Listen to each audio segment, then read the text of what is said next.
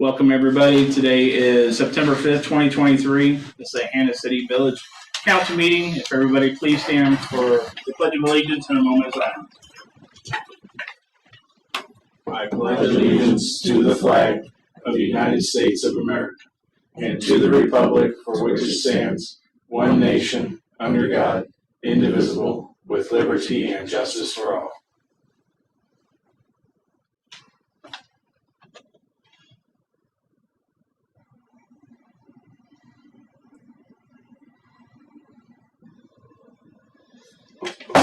Thank you. You may be seated.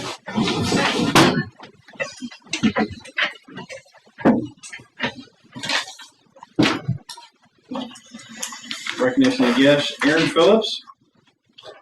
Aaron, go ahead. Okay. Put you up on the. Okay, we've got the audit for the year ending April 30th, 2023. That's the big packet is in front of you is the financial statements. The stapled copy is a required auditor communication letter. I'll be fairly brief here.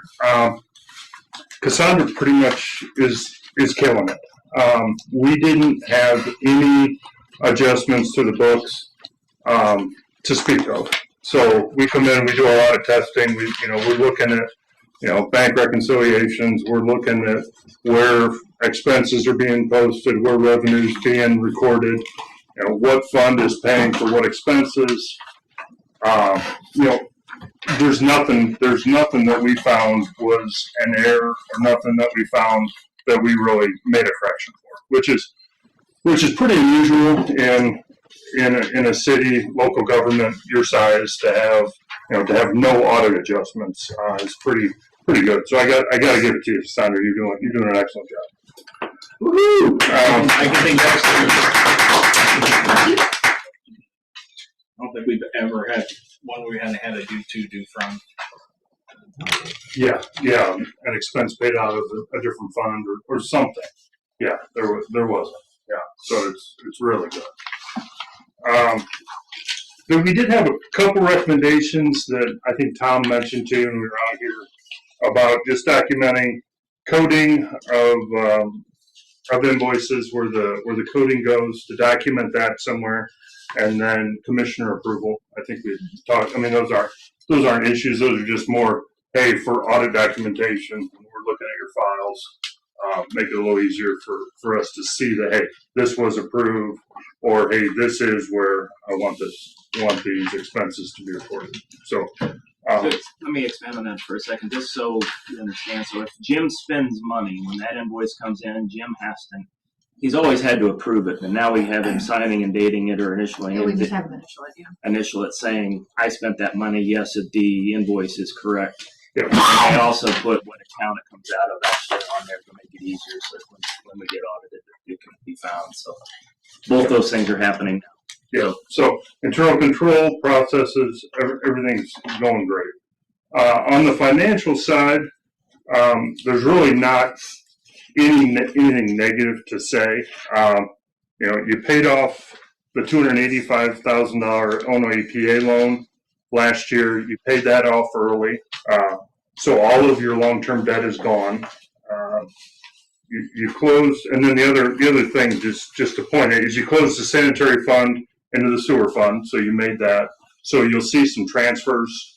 I think the general fund, there was some transfers to the water sewer fund to help pay off the loans, and then the sanitary fund got rolled up into the sewer fund. So you'll see when you look at the financials, you'll see some transfers between the funds. That's what that is. Let's go to page 4 in the binder.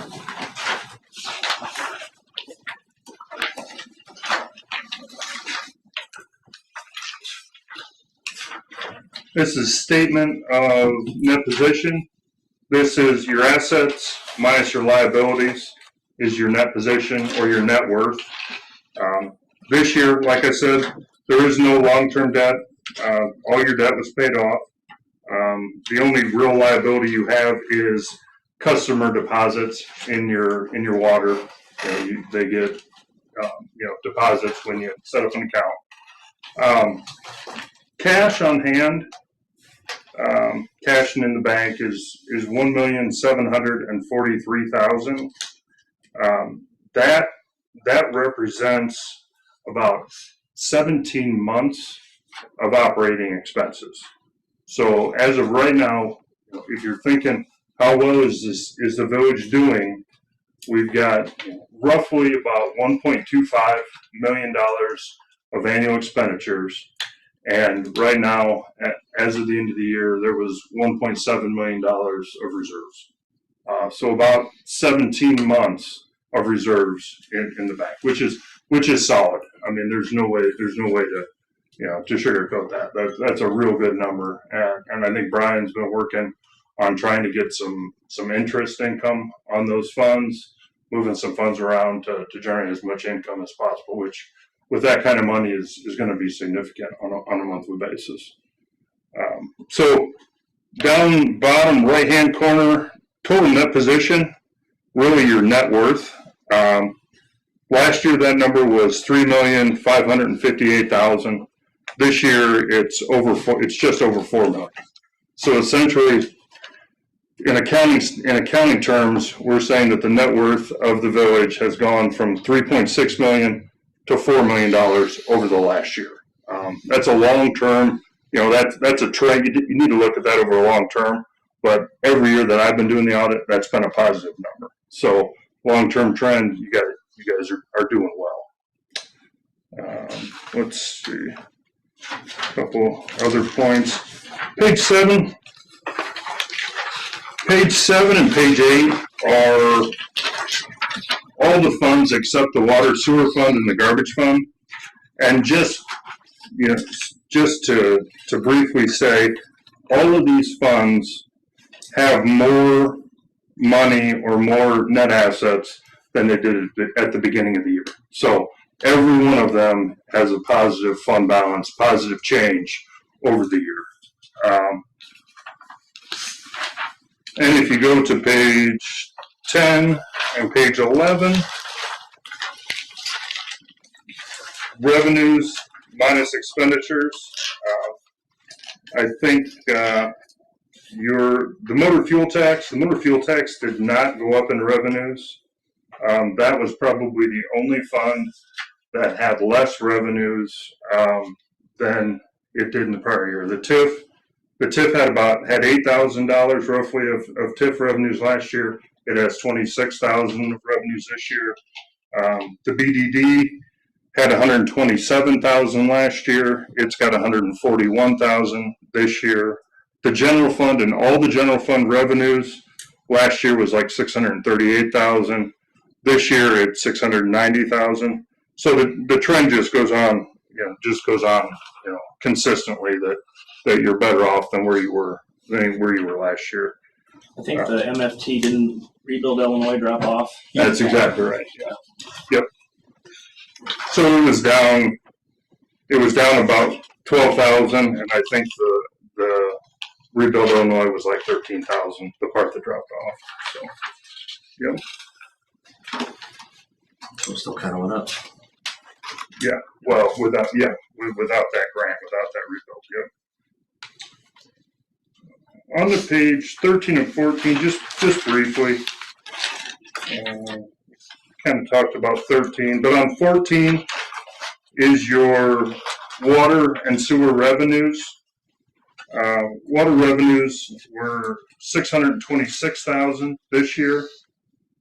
Last year that was $560,000. Illinois American raised their water rates. You then in turn raised your rates. So you're up about $66,000 in revenue in that fund from the previous year.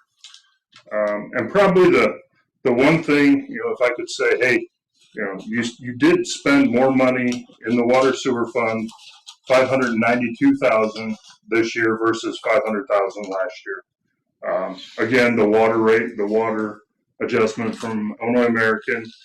Utilities were up pretty significantly, and wages were up as well. So that's, if there's one thing I could say is, one negative, is that, hey, your water and sewer cost of operations went up about 20% from a year ago. I think most of that was project work that we paid for with ARPA money that was in savings that we pulled in. So operationally, am I saying that right or not? Yeah,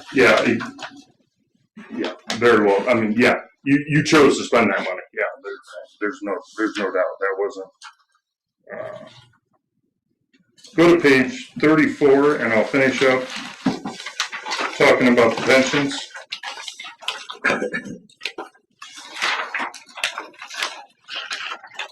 34 and 35 are a long-term trend of IMRF and the funding. So down the third to the bottom row across is the funding percentage. How much is how much of the pension liability that the village has is funded by your portion of the assets in that IMRF? And last year in 21, this is on a calendar year. So as of 21, you were 101% funded. With the market conditions in calendar year 2022, you're down to like 81% funded. So that's if you stay underfunded for a long period of time, that will affect what the rates are that IMRF will charge each village for each employee to get that funding back up. So that's over the long term, being underfunded could cause the percentage that the village has to pay in for pensions to go up.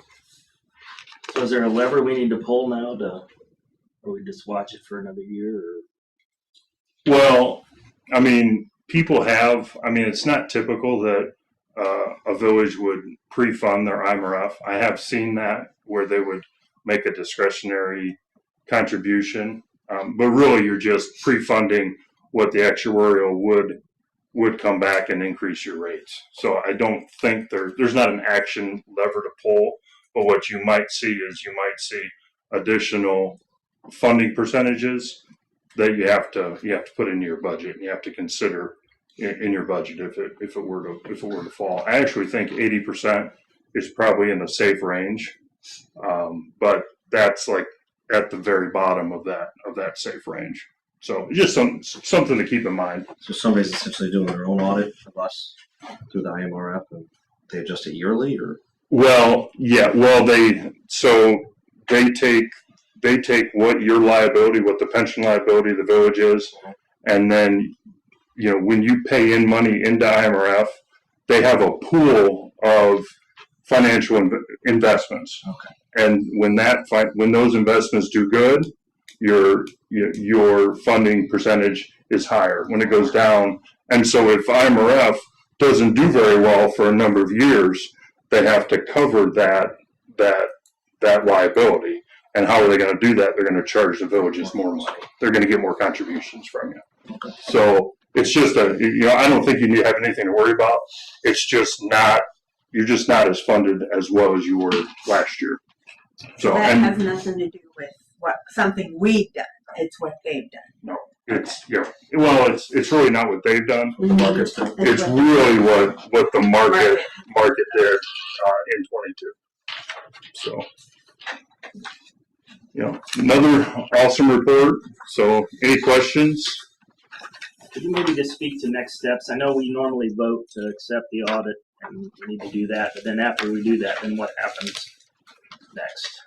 So you'll vote to accept the audit, and then there's an annual financial report that gets filed with the Illinois Comptroller's Office, and with that, which is basically just a standard form of the audit, they ask a few questions, but basically the audit will get uploaded to the Illinois Comptroller, and then for the audit portion, the audit's done.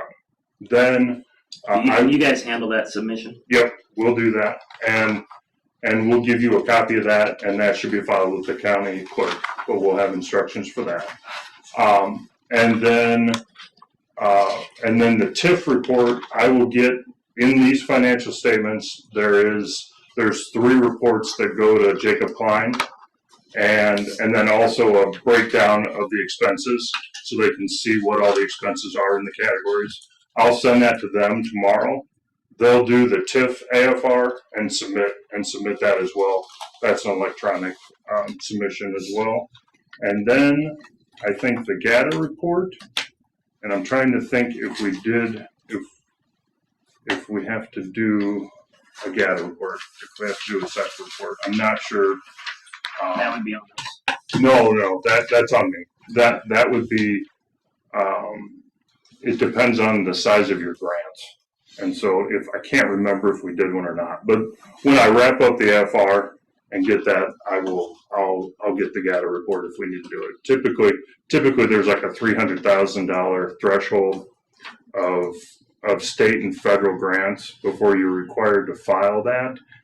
I think we're under that. That's why I'm a little hesitant because I didn't look at that today before I came. But if we need to file it, we certainly will. It's just regurgitating what's in the audit in a prescribed form. So it's an easy thing to handle.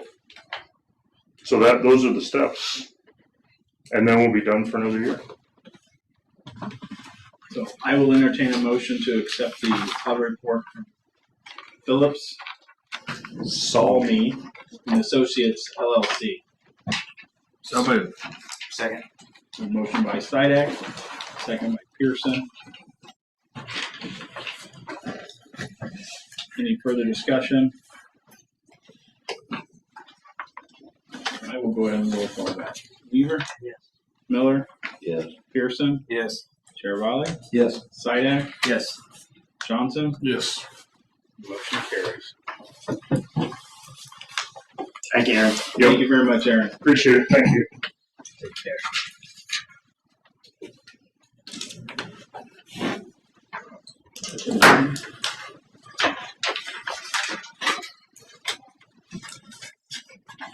Jason and Gary?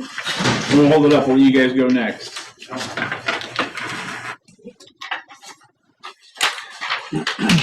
So I brought, I'm not sure if we have some of the information that we passed out the last time, but I brought extra site plans if anybody wants them. Yeah, they have the two pieces that you gave us Yeah. last time in their deck. Okay, perfect. And that's all we need this for. So you want me to, since Yeah, we're just drawing kind that, of go through everything for everybody. Yeah, sorry we weren't here last time. no, that's right. So what we're proposing and what we're looking to achieve is on Mr. Dooley's land, on just east of town, or I'm sorry, west of town, off Pekin Lane there, about 1,000 feet off of 116, 1,500 feet off of 116. We're looking to do a community solar project.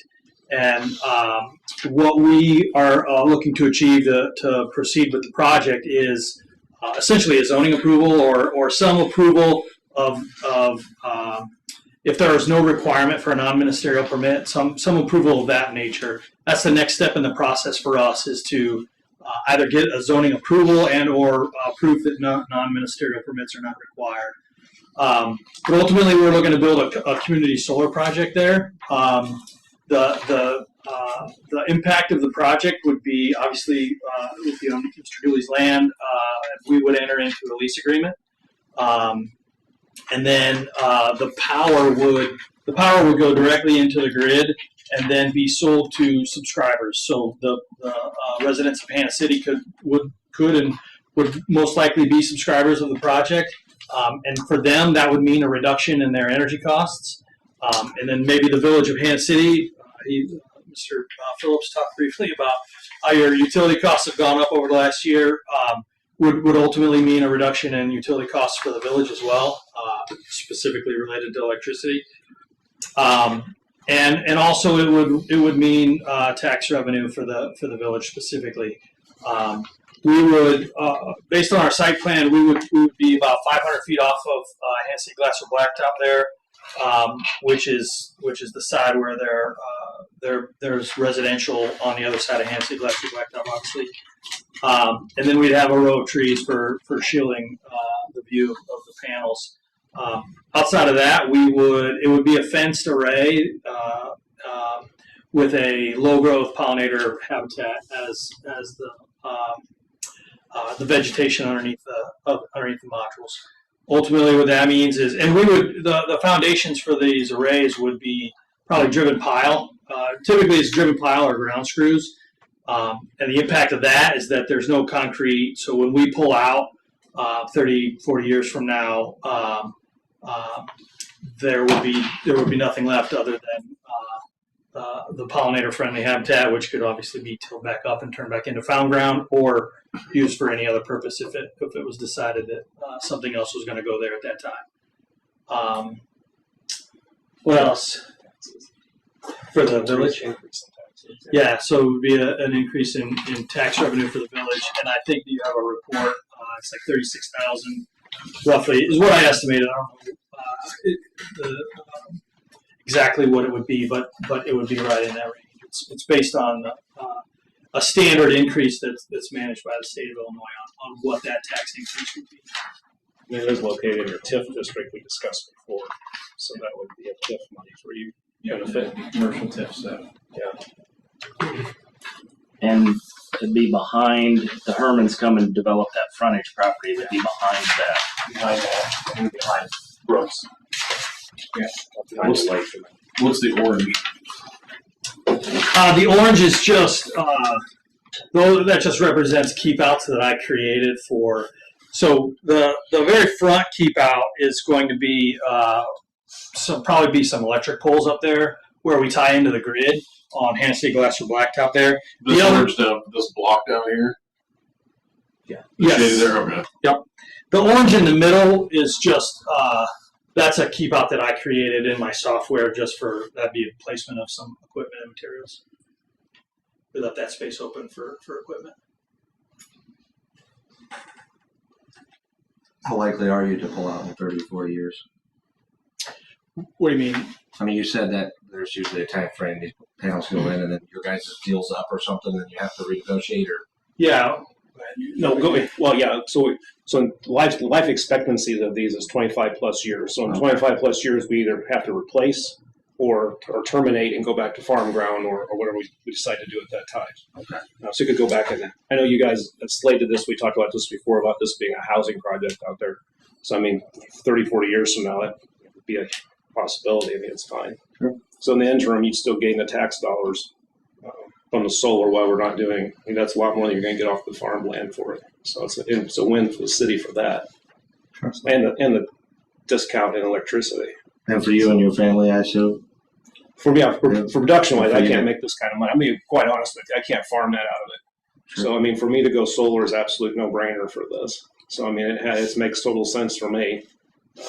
But you know, there's a lot of hoops to jump through to make this happen. So this is just the first stepping stone.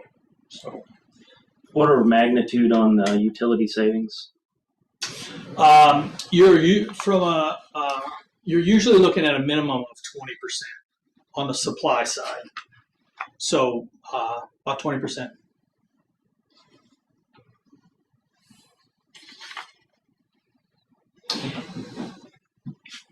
It could be more than that if we. So it depends on just kind of. I mean, 20% is still good. Nobody's. Yeah. No, Yeah, no, I know, but we're considering. So there's multiple programs that you can enter into for these systems, and we're considering, and the decisions that we're making are based on availability of capacity within the program. How do we get Mr. Dooley a completed system that's generating leads as quickly as possible? So all those things are on the table, but some programs have a little bit greater savings associated with them. But you're typically looking at a minimum of 20%. And if everything went as you wish, timeline? If all the stars align, we're probably 12 to 18 months from having a project.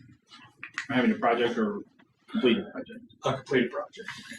You're probably a minimum 6 months build, and then so once we complete the process of approval within the city, then we go to Ameren. We start an interconnection agreement with the utility. And then we've got to go to the state and enter into one of those programs. Like I said, it just kind of depends on on what program we end up in. But the next step would be to go to the program. Once we get a rec contract, now there's basically 3 legs to the table, 4 legs.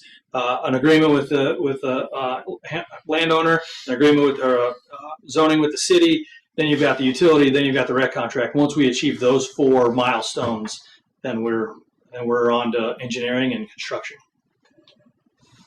Just Caleb and I had asked Abby in advance of this meeting to kind of do a little legal work to understand if there's anything we need to do to prep for this. Abby, you want to share your thoughts? Sure. So as of right now, really the board can just vote on it. I guess Hannah City doesn't have any specific zoning ordinances for solar. That would be something for the board to think about, is if they wanted to look into that sort of thing and pass any zoning ordinances regarding solar projects. It doesn't necessarily have to be, this project specifically. They can still vote to approve this project, and then looking more into the future, they can, decide whether or not they want to pass something like that.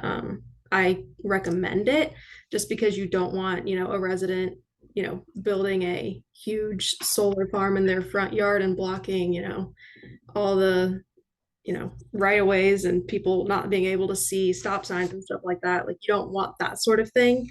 But it is something to think about.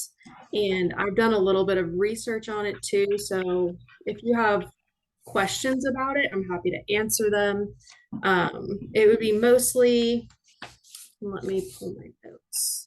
So I guess a big one would be like special use permits. If you want to require individuals to apply for a special use permit, that would be something. Determining what types of setbacks you want from like roadways and property lines and stuff like that. Kind of just general zoning stuff, but making it more specific to solar energy. So does anyone have any like specific questions or input on any of that? That pretty much answered my questions. I'm not against it, but I'm not going to vote for it until we have something in place. And I mean, unfortunately for you, timing wise, this is what's going to drive us to do it. It won't take forever to get one in place, but until we get, not that I don't trust you, but I don't trust you. So don't trust anybody. So we need to have zoning in place before we approve one of these. So, because like she said, we don't want to open Pandora's box and then not have any control about what goes on with it. And it isn't like it's a new thing. There's probably 10 within 50 miles of here we can use for a template of far putting one in place. So it isn't like it's any great lift to come up with the language in there, but we definitely need to have some sort of zoning controls in place. Let me ask an operational question, and I'm speaking in ignorance here, but if we granted them permission to move forward contingent upon us, you being compliant with whatever we put together, does that meet your needs or no? Or you want us to have our stuff done and in place? Well, how long would it take us to get an ordinance and vote on it? How long would it take Abby to draw one up? Well, just so they know how far, before you answer that, how far back we set you. Meeting. One to review, and then Well, if she says she can draw them up, I don't know her workload. she's free on Fridays. Our next meeting is 19th, and again, guys, I'm sorry, this is all new for us. Could we have one to get ready for the 19th? Probably, let me see. Probably not, because for zoning, you have to provide notice in the paper for like a ZBA meeting. And then that's where they have to hold their public hearing on the zoning ordinances. And that's when then they'll give their recommendation for the board, and then the board can vote on it. So I'd give it maybe at least a month to have something drafted, have the zoning board meeting, public notice thing, and then get back and vote in the board meeting to approve the ordinance. That's not what you guys wanted to hear, but Yeah, I mean, back to your question. I mean, I think, knowing how a lot of these ordinances are written in neighboring communities, and obviously what the state of Illinois has some guidance on what setbacks should be, or kind of what minimum setbacks should be. Every city, every village has the ability to, adjust within, but there's some pretty good parameters out there on what this should look like. and we've incorporated, all of that into our design. So, I don't know if waiting for zoning ordinance or if some sort of contingent approval would be adequate. I honestly don't know the answer to that question because the entity that is requiring this as a part of the process is the Illinois Power Agency, and the requirement states that you either have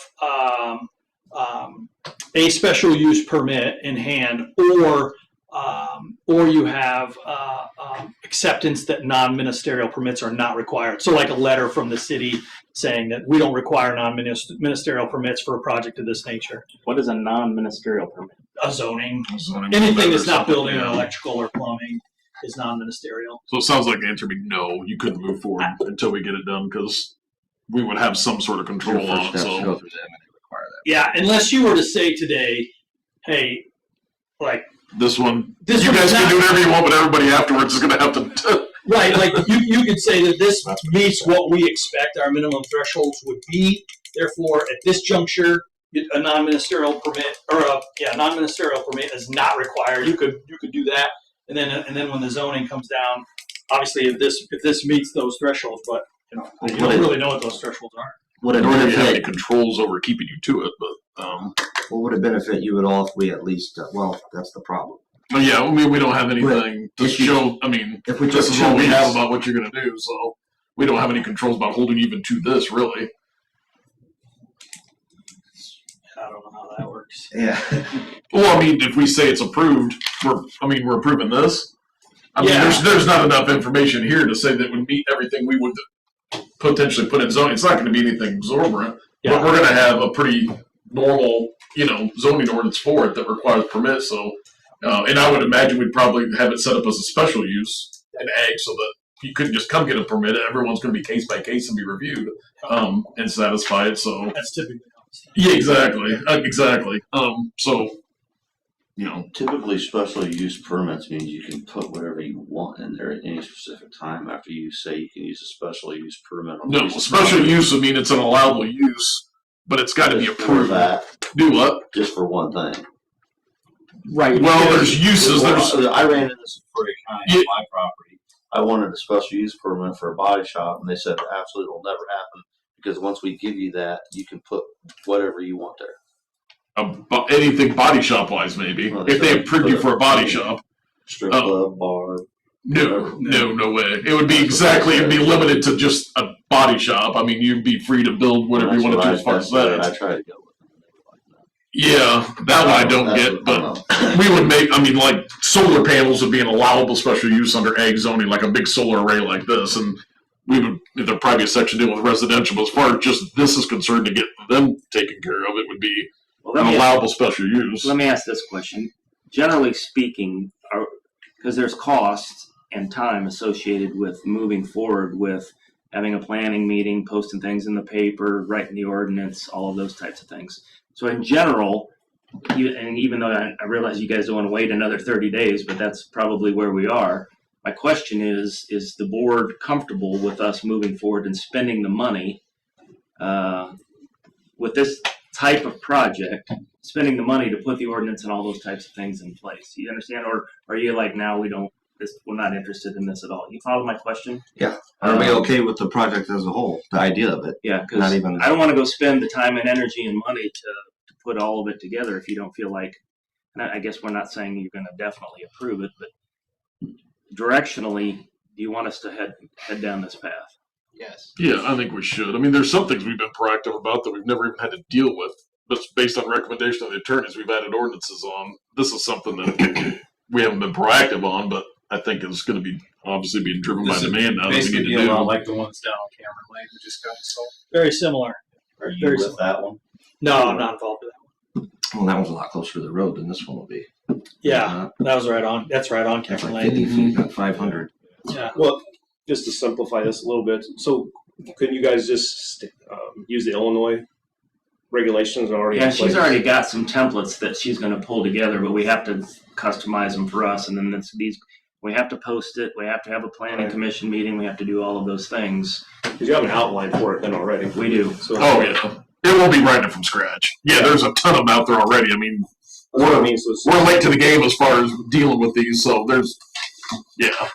nobody's, never do anything originally, and there's something you can steal. So The problem there's is- plenty of stuff out there to steal. So The issue is on the government side is we have to post it for 15 days and say that we're going to do it. Then we have to have a planning commission meeting, which is another group of people to have to review it and say yes. And then once they say yes, then we have to have this group back to do it.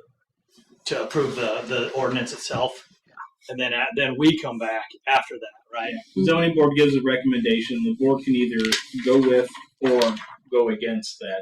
That's just their opinion, their recommendation. So I think what we're saying is whatever the first Tuesday is in October would be the time where we would vote to approve or deny. Can And we then that would approve give both? you your Is that okay? permission to move forward. then turn it into full site plan. I mean, what you do? Do you have something like for construction that you end up coming up with, or For site plan, you said? yeah?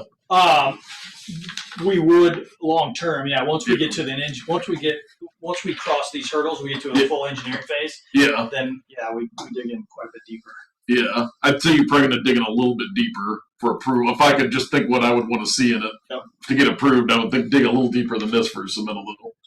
So what they would actually have to then apply for a permit, Yeah, I mean, apply for a special use and then get a permit if or they're special use zoning is what they do. Yeah, and then they'll get a permit based on that, and have a permit for construction. Yeah.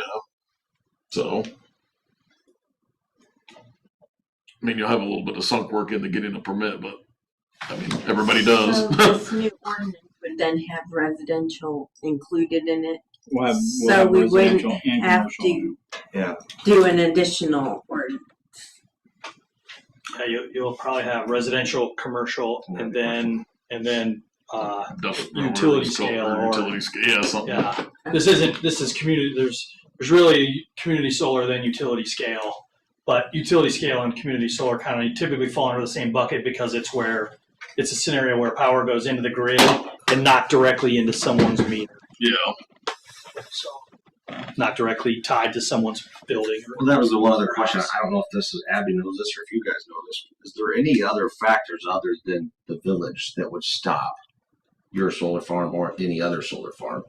Yeah, the utility could. The So utility they could just say, tell you no. Yeah. Well, they can't tell you no, but they can tell you. What they'll tell you is when we do an application, they'll say, okay, you're trying to put this much power on the grid. The grid can't handle that. So in order for us to upgrade the grid to handle your project, there's X amount of cost. Right. There's always X amount of cost in every single project, and that's a cost that we bear and we estimate as a part of our process. But they could come back and say it's, if we estimated 500,000, they could come back and say it's 2 million.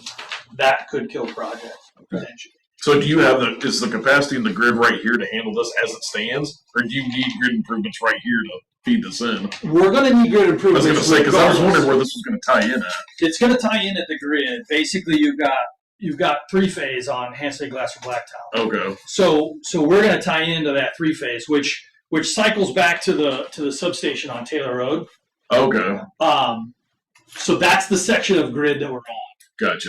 The belief is Ameren has some online resources and information that you can get on capacity.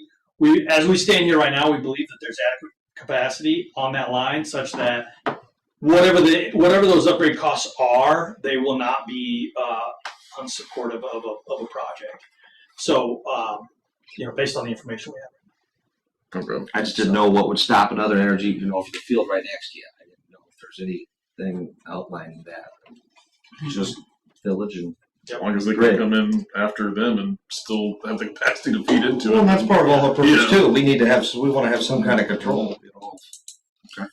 Yeah, honestly, I'm surprised that you haven't experienced this yet because you have a pretty prime location.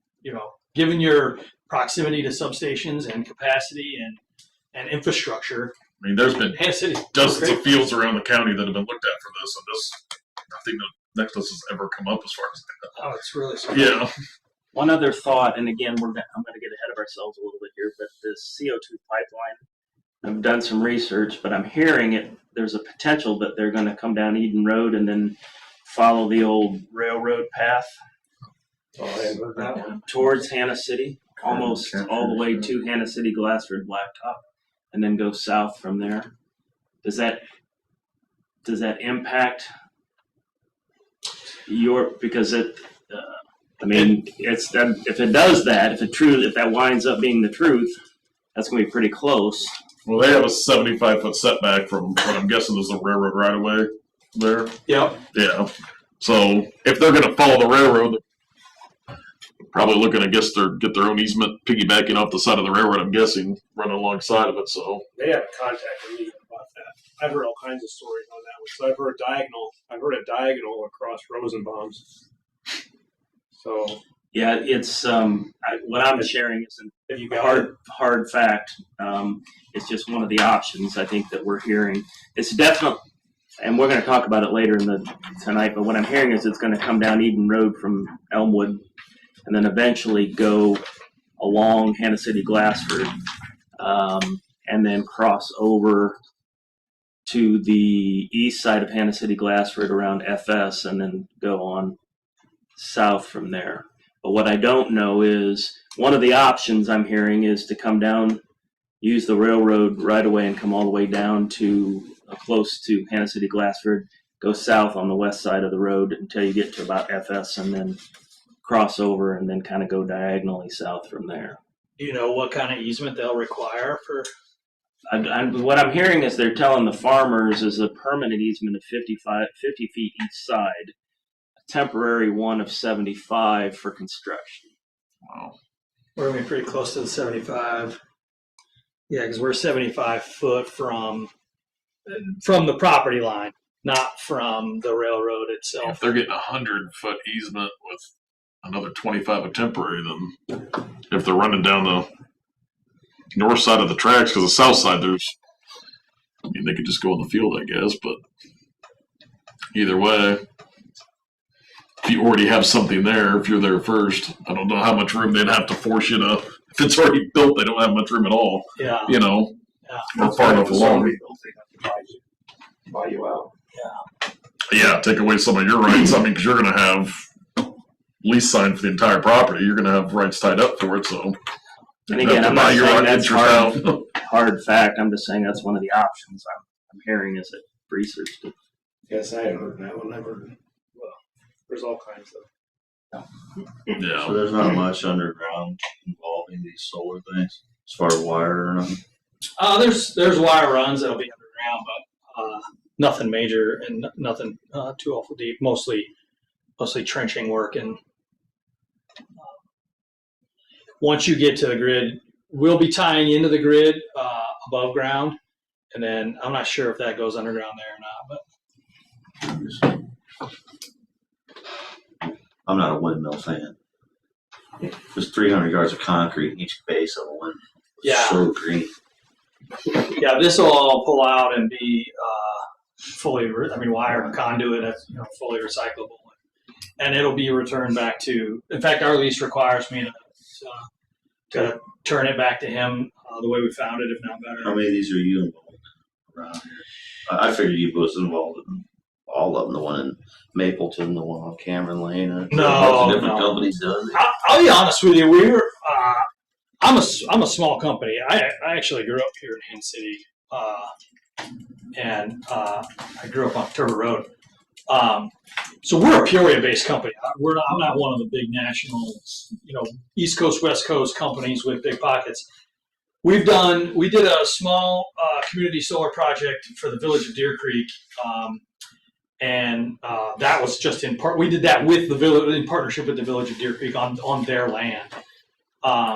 And we've done a lot of behind the meter projects in the Peoria area for nonprofits, Peoria Park District, and some Tremont schools and Germantown Hills schools, and some different schools. We didn't do farming, but we're just kind of getting into this community solar game because over the last year or so, the window of opportunity has kind of opened up for companies like mine to get more involved in this. Historically, we couldn't compete again with the big boys, frankly. But that's changing a little bit, and we're going to do a handful of these in total, and one of them will be on Mr. Dooley's property. The other two that we're working on, one's in Green Valley, in Tazewell County, And then once, we're actually working on a second project in the village of Deer Creek. And then that'll probably be about all that we do over the next couple of years. I take that back. We got one in Havana too that we're looking at. But we're not one of the big players that's doing a lot of these big projects. So you said you're based in Peoria then? Uh-huh. What was your name again? Jason Hawksworth. Jason Hawksworth, okay. Yeah. I was contacted by a company in Florida and a company in Colorado to build this. But I don't like going outside to local. That's when I talked to Roy Keith Electric and they gave me his name. That's why him and I got together. Oh. Because I don't like outside. If it's going to benefit anybody, it's benefit us. Yeah, exactly. So that's why him and I came together. Well, it seems like it's a good spot for it. You put some trees there. Eventually, when that gets developed into the office stuff, it's all blocked from the road. Yeah, I'm 100% not against it. We just got to have our, controls in place. So I'm for it. The question I have real quick is, so once this is built and everything, how do customers opt in to get this electricity from you versus getting it from Ameren? So we'll have, like what we did in Deer Creek as an example, is we had a community meeting in their community center, and everyone who was interested showed up to the meeting. And frankly, in the first night of that community meeting, we created a subscriber list, and we were oversubscribed on night one and had a wait list. So it was pretty popular from that perspective. I envisioned something very similar here, where we would have a community meeting and invite people that are interested, and if they hear the spiel, which is pretty simple, you just subscribe. Just another, you can get your supply from anybody, and that's this type of situation. You're just buying your supply from a project that's locally operated, and you're going to get it at a discount. And so it's typically a pretty simple conversation, and if people sign up, great. If not, then we'll expand our base. I think a project of this size probably would power anyone who's interested in Hannah City and maybe even go out a little bit further. So would the village itself be eligible? Correct. Yeah. Residentially or commercial, anybody's eligible. Any other comments or questions? So just to summarize, I'm going to be working with Abby and Caleb to get something together for the next planning meeting this month, or planning and zoning meeting this month, and then the December 3rd meeting to approve the ordinance. Or excuse me, October 3rd meeting to approve the ordinance. So I will entertain a motion to table the solar farm proposal until October 3rd village board meeting. Second. Motion by Chair Volley, second by Sidak. All those in favor signify by saying aye. Aye. Opposed, nay. Motion carries. But as far as moving forward, we're all. Yeah, so we'll get with Abby, get an ordinance drawn up. We'll get a zoning board meeting to review that ordinance, to bring to this board. Get a public notice. In public notice, and then we'll have it. Welcome to government. Now I'm really sorry we weren't here last time. Anyway, thank you both for your time this evening. You guys, in the meantime, have any questions, just holler at me. Okay. Thank you. And please holler at him. Thanks, guys. Yep. Take care. Danny, you just here to observe tonight? 47. Yep, I'm just observing. Thank you, Mr. Pearson. Yeah, I saw you sit there. Before you should have 2 copies of your August 1st and August 15th meeting minutes. And we need to review or vote on these one at a time.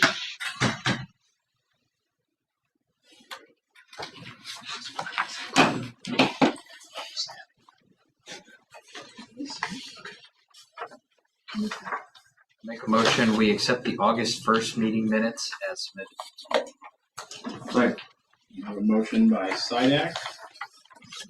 And second by Chair Raleigh. Any further discussion? All those in favor signify by saying aye. Aye. Opposed, nay. Motion carries.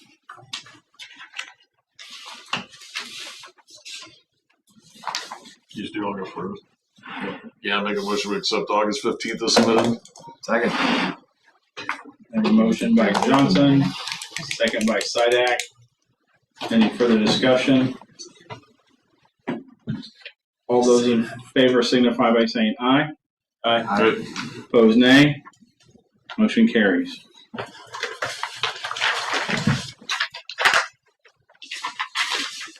Brings us down to our treasurer's report. You have two packets, one from last meeting, one from for this meeting. There is one missing. What? Yeah. What? For missing. I'm missing a week of payroll. I was just about to say that. I'm missing a week of payroll because there was a third week and I totally forgot that there was a third week and forgot to print it. So I know. That ought to got back. We'll get The it. other thing is it was an important week because we should mention that we had, you know how Pleasant Valley's helped us so many times. And they had a leak and we had our guys work and they worked all night down there helping Pleasant Valley. They were. Oh, Argus went to Pleasant Valley. Yeah, they went down Oh, to gotcha. Joe. So it's, and that was in the week that's missing. It's in the week that's missing. Yeah, and Jim had told me, in fact, I was in that day that they were before, and I said, I told him, I said, you guys do what you gotta do to help take care of Joe. He's always helping us out. So Pleasant Valley's always been good to us. So. They literally worked all night long and didn't go home until 10 o'clock the next morning. Yeah, She's 3 in the afternoon until 10 the next morning. Yeah. Wow. So there was a lot of overtime on that one, and I apologize for not printing it.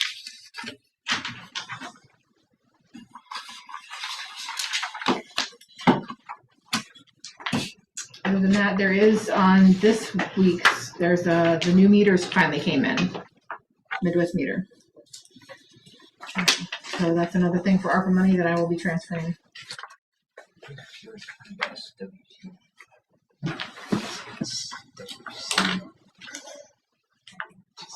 So I will entertain a motion to approve the treasury report and pay all outstanding bills. So moved. Second. Motion by Pearson, second by Chair Riley. Any further discussion? Did we buy carp? Is that what this is? Yes. Minnows. For the lake. Yeah, Eat the that's so we're gonna need all the. Yes, we're literally buying carp. $337.50. Yep. Just so in the way of the background, the reason we did that is we had some new weeds come in and we had to put a different kind of herbicide on, and he said it might kill some of the fish, and so you might want to restock up to make sure you've got enough fish to kill the duckweed. They eat the duckweed, I guess. And ever since we put the fish in there, it's done remarkable. They eat midges too. Do they? I have no idea. Yeah, I don't I mean, really, I wish they did. Yeah. So that's why we bought a few more, just to make sure that we were where we wanted to be. How big are our carp now? Can we commercially harvest them and sell them? Did we name them? Not out of that. Not out of the pond. Could we get residents to adopt a carp? Oh, you could. Small You feed. could sell them just not to eat. They use them for fertilizer and all kinds of dog food. I think It's good enough for. So I got a motion by Pearson. This is for the 850 I'm sure they'll let you in drop them. for both? Yeah. Okay. A motion by Pearson, second by Chair Riley. Any further discussion? We'll roll call it. Miller? Yeah. Pearson? Yes. Chair Riley? Yes. Sidak? Yes. Johnson? Yes. Weaver? Yes. Motion carries. Mr. Lott? Good evening. Oh, wait a minute, sorry. Anything else, Cassandra? No. Didn't ask. Sorry. Go ahead, Mr. Lott.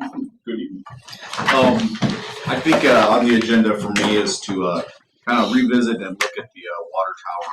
And I think the purpose is just to kind of see where we're at and see if the board would like to consider action. As you'll recall, we're on hold. But I thought what I would do is just spend a minute and a half, starting at the beginning. We've had some turnover here and some new folks to understand how we got to where we're at, if you'll indulge me.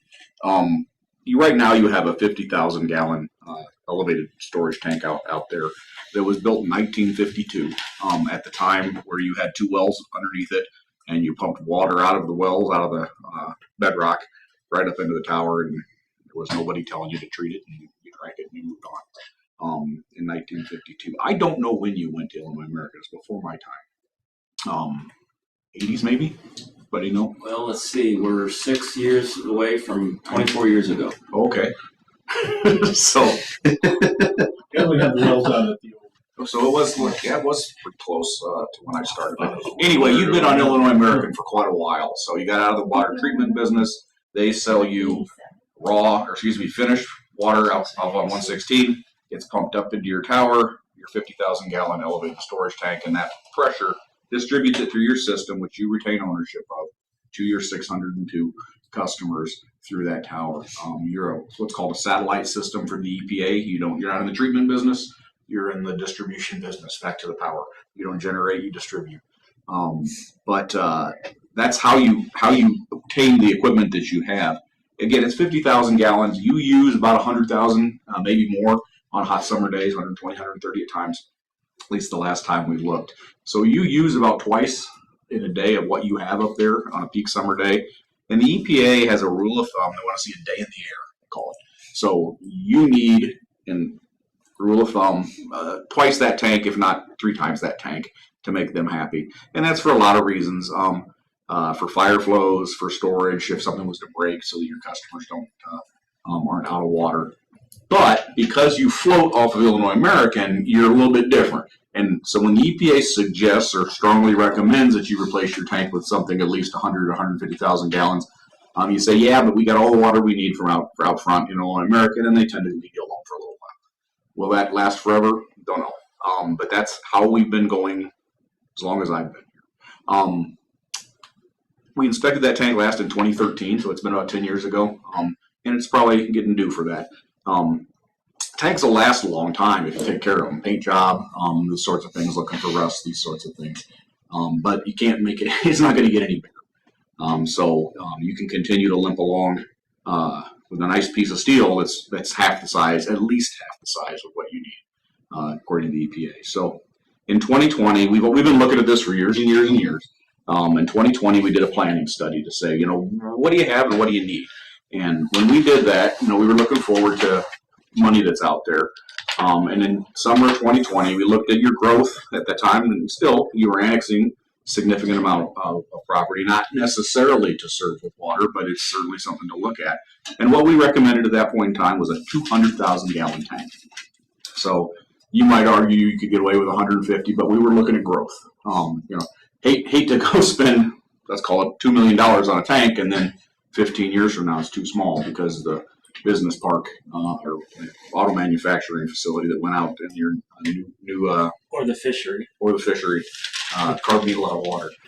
But so that's why we landed on 200,000. And again, it was a planning study, and we estimated approximately $2 million project to get that thing off the ground 3 years ago. Then COVID and some opportunities for dollars came out, and we decided we wanted to be shovel ready. There were all these projects that were being funded that were shovel ready. You had a planning study, but you didn't have plans. You weren't ready for construction yet. So we went ahead and designed that thing to get you out in front of it and got a permit. So a permit was issued, what did I write down here? In March of 2021. So a little more than 2 years ago. And at that time, we designed more than a tank. We had the new buildings, a parking lot, a lot of water main infrastructure. So I think the thinking was, if we're going to do this, let's grab and growl. And so it was about a $2.5 million project when you added in the water main, the site work, demolition and reconstruction of a new building, a water salesman, and some of the site improvements. So that was where it sat. And in 2023, and so the beginning of this year, we talked a little bit about, hey, there may be some funding out there, whether it be up to 50% loan forgiveness. The EPA SRF revolving loan fund has always been out there. You just paid yours off for the sewer. It exists for water as well, and it's always out there. And the terms vary. Lately, over the last few years, they've been pretty positive. Nobody can guarantee you what they're going to be next time. But it's a very popular program. And so we talked about getting in line, potentially having an opportunity to get up to 50% forgiveness. And then we started that process. One thing I wish I would have written down, sorry, but on the road, I can't remember what our contract is, $15,000, $17,000 to begin the planning study, because it takes a while to get through this process to get a loan commitment from the EPA. And so you authorized us to get started on that. We got about 10% down the road, and then we started seeing some bids on these tanks, and they're coming back significantly higher. All the same things we've been hearing about, labor, specifically materials. The environment for this is not very competitive right now. And so you kind of put a hold on things and say, you know, let's take a look and see if these costs will come back down. Because, and I think this is the question, what is your impetus for doing this project? Why would you put up a new water tower? There are several reasons. One, the EPA continues to strongly suggest your tank is aging and eventually will need the reconstruction or replacement. Pressure, you don't have great pressure. It's an opportunity to increase that pressure, and our design did do that. And then, you know, financing. When is it a good time? Do you have money to do this project now, or will you have it in the future? So all of those things kind of swirling around. So I think the thought is now what? One thought. The other thing that I did, and it's my fault, but I entered the idea of the possible ground storage possibility and whether or not that was cheaper given the financials where we were. We talked a little bit about it at a meeting, and I got the general consensus both in that meeting and then in subsequent meetings that we were more interested in going with the tower rather than the ground storage option. So this was just to put I wanted you to talk tonight to put a cap on it and say, if that's what we want to do, then let's get on down the road of pursuing the funding. And I guess I would explore that. Yeah, it's a deep rabbit hole of ground storage versus elevated tank. In this planning study, and we talked about it back when we did it, we came to you and said, do you want to look at ground storage? And the consensus at the time was no. So there's a lot of thinking that really should go into that to be able to compare them well. And so I'm hesitant to do too much there without understanding the hydraulics of it all. Again, depending on the source, depending on where you put it, depending on the pressures you desire. But I can tell you, I think that the capital costs for ground storage would be lower. Absolutely. A ground storage tank is cheaper than an elevated storage tank because gravity is free. So back to, you mentioned that they were out all week or all evening fixing something. Pumps break. Gravity doesn't break. So there is an operational cost to ground storage. And it doesn't solve the pressure problem necessarily. We could turn up the pumps and make it. You can make it solve it. You know? Yeah. But then you're paying more because you're paying more electricity to pump the higher rate. But you still need the water tower, regardless of ground pumps. No, you can put a ground tank in and that pumps do everything. So we could just put 2 in, or a bigger one. Ground storage tanks? Yeah, because your idea was 50,000, right? That we use both. But if the water tower dies on us, I mean, because our goal is 100, right? Your goal is probably 200. It's at least 150. We could arm wrestle all day and say let's do 150, and might as well do 200. Yeah. Well, the fishery comes, and then who knows how much that demand's going to have. Mm-hmm. And that's the question. Is you know, where is that sweet spot? So that's where we were at. You know, we looked at ground storage, which is still, you know, potentially you could go and look at that, but is it 1.5 or 2 million? It's cheaper, but what are the long-term costs? That would take some study, but certainly it would be cheaper. And then, you know, it also depends on, you know, again, I would have a hard time recommending that you get back into the water treatment business. You have treated water, but you're a satellite system to a utility, a publicly traded utility. Which has its advantages and disadvantages. And that's probably a discussion for another time as well. But these are all the considerations to thinking about it. Last thing I wanted to do was kind of review the process here. So it was back in March or February when you elected to move forward, go down this path to get a loan application. I provided you this complicated schedule. We do a lot of these. And it's working with the agency who's, like a lot of folks, understaffed and overworked. And the goal there was to get started in March, and we did, to hopefully being able to apply for that loan about now. It takes a while to go through all the financials, all the sign-offs. You have to have a hearing to see if there's an objection. So there are lots of steps to be able to submit your loan application to the EPA. And then you wait. They may look at it in 3 months. They may not. So what we had on our schedule was getting that submitted. I think we had written down September 20th. So September, hopefully getting approval in January. And the whole point here is so that you can have, be approved. So they've got everything ready to go. And then if you're in by the end of March, when the funding comes out in this summer, hopefully you make that list. So the whole plan was to find out next summer what your loan terms might be. They would offer you a loan commitment. We agree that you want to build a $3 million tank. We agree that it's needed. We offer you 50%, 25% loan forgiveness at these terms. And that's what you're looking for. Okay, now we can make a decision. But you got to get there. And I don't know what that would be. And so the thought was if we can get everything submitted here at the first of the year, it has to be by the end of March, approved by the end of March, then you would find out this summer. So we've delayed a little bit as we've waited here. And the question really is do you want to get back on that train track? I didn't realize we were getting off the track, to be honest with you. We just pushed back a little bit. We were trying to wait to see if costs came down a little bit. And we were debating the ground storage issue. So, but I didn't think that was a real debate, honestly. Yeah, fair enough. Yeah. Again, all we need to know is do we want to pursue the 200,000 tank, the work that we've already done, and go hard after the funding? And if the answer is yes, then we'll re-engage. Because if you get the funding, you don't have to. If we see that the cost of the tank is exorbitant, we don't have to. We can back off, but you waste all that money getting to that point, I think is the argument, right? This ain't There's free a to shelf get life there. for that. I don't know if it lasts 2 years. It's a couple, and it's at least 2. So you would get your loan commitment, and then you may or may not. I don't know if you're familiar with what others around you are doing. Looking at some of these, it sounds like our friends at Pleasant Valley will be having a tank bid here shortly. So we'll have another data point to see how prices are. They're not going to come back down. That's what I mean. What are we? They may come back for them to keep going down up a little. You know? Well, the only thing I heard from your presentation is I wish you guys did this 10 years ago. You know what I mean? It seems like every 10 years. I mean, it's not that you could at that time. I'm just saying Yeah. you're going to say that 10 years from now too. The price drop's not going to be back to where it was 4 years ago ever.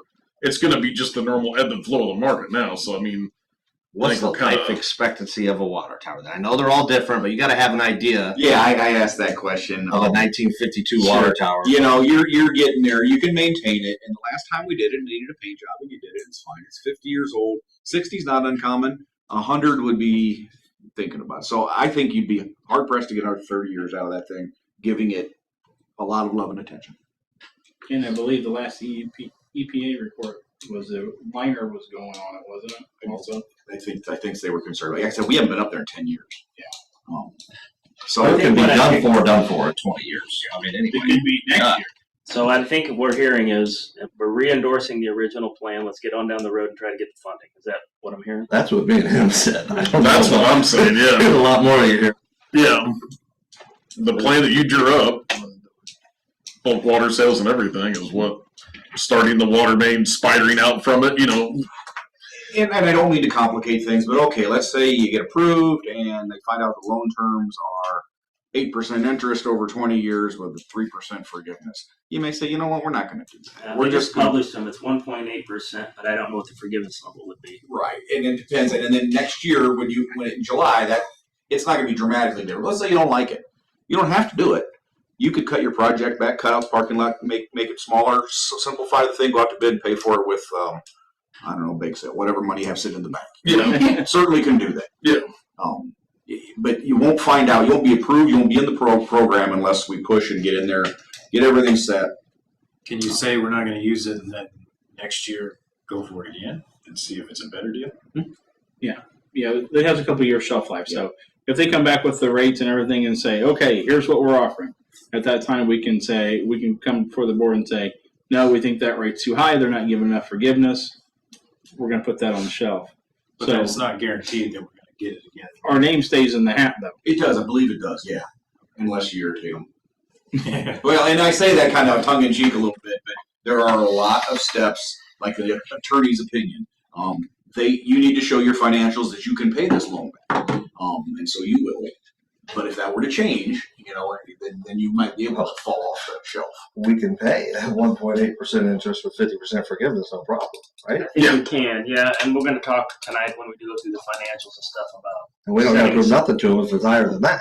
Setting aside some additional money to move in that direction. Yes. there are a lot of little boxes to check. So yeah, we would want to stay in their good graces. But we are not going to get there unless you go through the process here. It's going to be a hard push to be all approved by the end of the year in order for you to be in next year's list. And I only say that because there are a lot of them that are sitting down there in review. And what cost are we looking at? Have we already paid for? We've already allocated the money. We allocated the money, and I think we spent $1,800. I think it's about 10%. We're sitting in the driveway, the car's packed, it's running. We have it drive, and we're talking about now putting it back in park and unpacking and going to the house. No. We're going to get the accelerator. Well, no, I think we were talking about, is there an opportunity to be in a car that would be less expensive? But how much less expensive? I understand. I think we've all come to the conclusion that that's not the case. We just don't want your kid to put it in reverse before you get in. What I'm looking for from the board is, are we all okay with going with the original plan, and let's pursue the funding aggressively? I don't think we need to vote on anything because we've already approved it all. So yes. I get a thumbs up from Zach. We got 3. You guys. I'll even say yes. All right. So if that was verbose. No, you wanted to have a conversation. Brandon, please proceed. I will proceed. I will get cracking. I appreciate it. I am on the road the rest of the weekend. I haven't even thought about what I'm going to wear the rest of the week. I appreciate it. Thank you. Thank you. Thank you. Thanks, guys. Real quick note before Brandon can go ahead and go, but I've been talking with Drew Scranton. He's actually a trustee over in the village of Tremont. And he works for a company called Technical Solutions. And they do a monitoring software with computer and stuff, and it's nothing we're ready for. Oh, what? Watering monitoring software. So water monitoring? Yeah. So you can do all different types of things with this. So you can put certain meters in certain areas along your mains and everything. And if the pressure drops, you get a warning. So if you got a break in an area, you're going to get a warning. This is a high-end overview. You can get somebody doesn't pay their bill. You pull it up, you hit shut off. It shuts the meter off electronically. It does an entire town reading at once, multiple times a day. So if you got somebody who's left the water on, or the kids went to turn the faucet on, it's been running for 24 hours, you can get notifications on that. We can tell them in our app. Yeah. It's a push notification. President number. But anyway, that's just something I talked to Drew on. I'm working with him on another issue. That's and cool. So that's something that me and Brian spoke just briefly about. And when we're doing this is something we may look at doing the same time that, we're doing a water tower project. So, and that with that, I mean, Jim would have to go out and do meter reads, would have to do shutoffs. When Tracy takes the payment, she doesn't have to then wait for Jim and then to go turn it back on. She could go and log into the software and turn the water right back on. Could this kind of thing be included in our loan? Potentially. The only thing I don't know that we understand yet is, does it require new meters? Right. And if it does, we just replaced. Yeah. Or is it just heads? I don't know. Yeah. So, but it's worth, Jim and I are eventually going to meet with them and investigate it and see what it is. And if there's something there, then we'll certainly take a look at it. Can you sell slightly used meters? I'm sure someone will buy them. Well, there's a town somewhere in dire need. Okay, attorney's report. Abby? I don't have anything specific right now, but there may be topics that come up later that you may want my input on or have questions for me on. So I'll be obviously available for those. Thank you, ma'am. And then you're throwing together a pretty comprehensive solar ordinance for us. Yes, I will get started on that. Working on this whole time. Administrative report, right? I'm going to just go through the financials real quick. So July, core funds, we were $25,000, $26,000 roughly to the good. If you go to page 3, general, we were $6,800 to the good. Normally we're a little higher than that, but we did have the $10,000 expense for the Apogee app. We budgeted for it monthly. So we budgeted for it, but it all came out this month, so it's impacting these financials. I will point out on the water, through the first 3 months, we are averaging roughly around $10,000 surplus per month, $30,000 for the first 3 months. And so we're going to talk a little bit later about putting some additional capital aside for the water tower. We ran a preliminary report, and it's subject to change because we haven't closed the books on August, but August was 8,500 to the good, so not quite 10,000, but still enough that we could be potentially putting some additional capital aside and getting ahead of that water tower. MFT, pretty much on target, no expenses for the month. TIF, income was a little higher than what we budgeted, and expenses were about on target. BDD, again, we're seeing this month was better for the sales tax, but we're still trailing what we budgeted and what we expected there, and we are still paying out the grant projects. So our expenses exceeded our income temporarily. Then for the summary page for the minutes is page 7. So general core funds was positive 25,591. I talked about Apogee. We also had the spray patching that we do ourselves with Farmington. That saves us a ton of money, but there was $2,500 in there for that. Water sales continues to be good. The Illinois funds continues to be good. We did have property tax for sewer this month, and garbage was plus 900. MFT was positive, TIF was positive, and BDD was negative, and most of that is grant expenses. And again, our sales tax isn't quite where I thought it would be. Year to date, then we're $158,000, almost $159,000 to the good. If you look at the breakdown, general's 95, unemployment's 24. You can see the water. I talked about 10,000 for 3 months is about $30,000 to the good.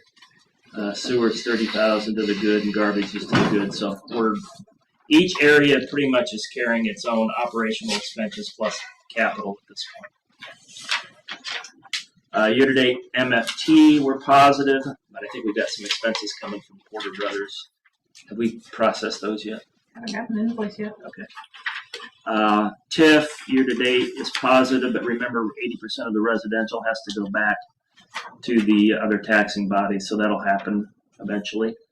Year to date BDD we're negative. Again, some of that's timing just based upon how we budgeted for the income and the expenses as they come in. We should ultimately be fine.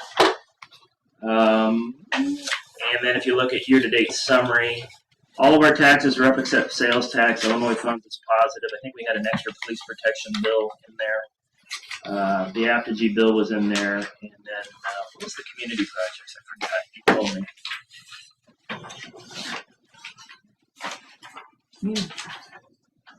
Is that the signs? Oh, the teed up. tee it up for the troops? Yeah, I think so. But that was part of it, maybe. Yeah. How much was it? We're $3,000 is what we spent. Some of it I can't remember. I don't remember. Okay, sewer. We had the ARPA money for $3K. So that we did pizza for the. About extra That's carb, in, I think. that's in. Yeah. Garbage is plus 3,500 year to date. MFT is positive, TIF's positive. Same story. BDD's a little bit negative. Cash summary.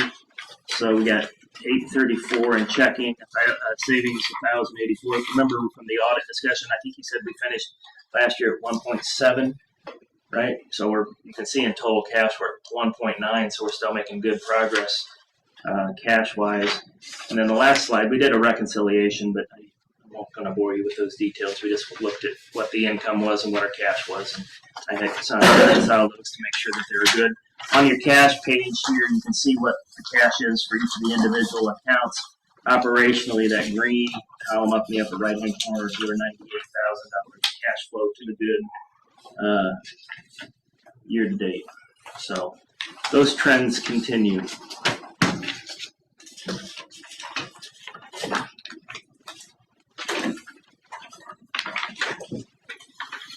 Any question?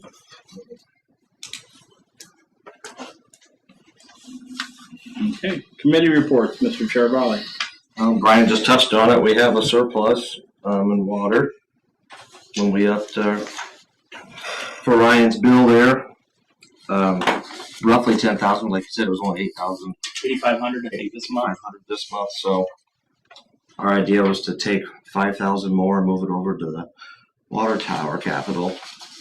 A month. A month. That's important to know. I mean, when you first said I didn't have any problem with that, but you think 10,000 is going to be about standard? Do we want to keep it half? Or I think some of the 10,000 was, we had a couple people in here boring, and so we were using a lot more bulk water than we had been. And then we had the dry spell, so I think that bulk water, maybe that, I don't know if that's the difference between the 10,000 and the 8,500, but I'm fairly comfortable that we could probably start taking 5,000. We've already got a $30,000 surplus, right? So we can probably start taking 5,000 a month and putting it aside into the water tower account. And still add to that 30,000.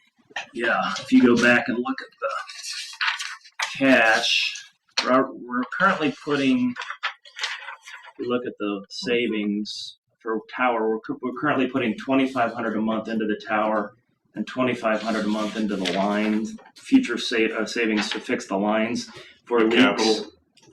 Huh? The capital. Yeah, so if you look at the savings line items and then you go down, you see water and you got tower 2,500, capital 2,500. That's the amount we're putting in each month, and the capital money in each month that we're pulling from the operations side. What I'm suggesting, or what Jeff and I are suggesting, is that we take that 2,500 tower and we increase it to 7,500 a month. We've already got, right now, as we stand, we've got $237,000 in the tower account. It's a long way from $3.5 million or whatever, or even half that at $1.5 million or $2 million. But we'd be putting an additional $7,500 in there every month. That puts a huge dent in our loan. I'm thinking, I did some rough math on and if let's say the loan, I think about he used 3.5 million, and if you take half of that, if we get half of it, so that's 1.75 at 1.8 interest on 20-year term, the payment's around $10,000 a month for the tower, assuming those numbers are all right, which I don't know that they are. So if it's $10,000 a month and we're already putting $7,500 away for the tower, and we've got 230,000 in there, so you got 23 months of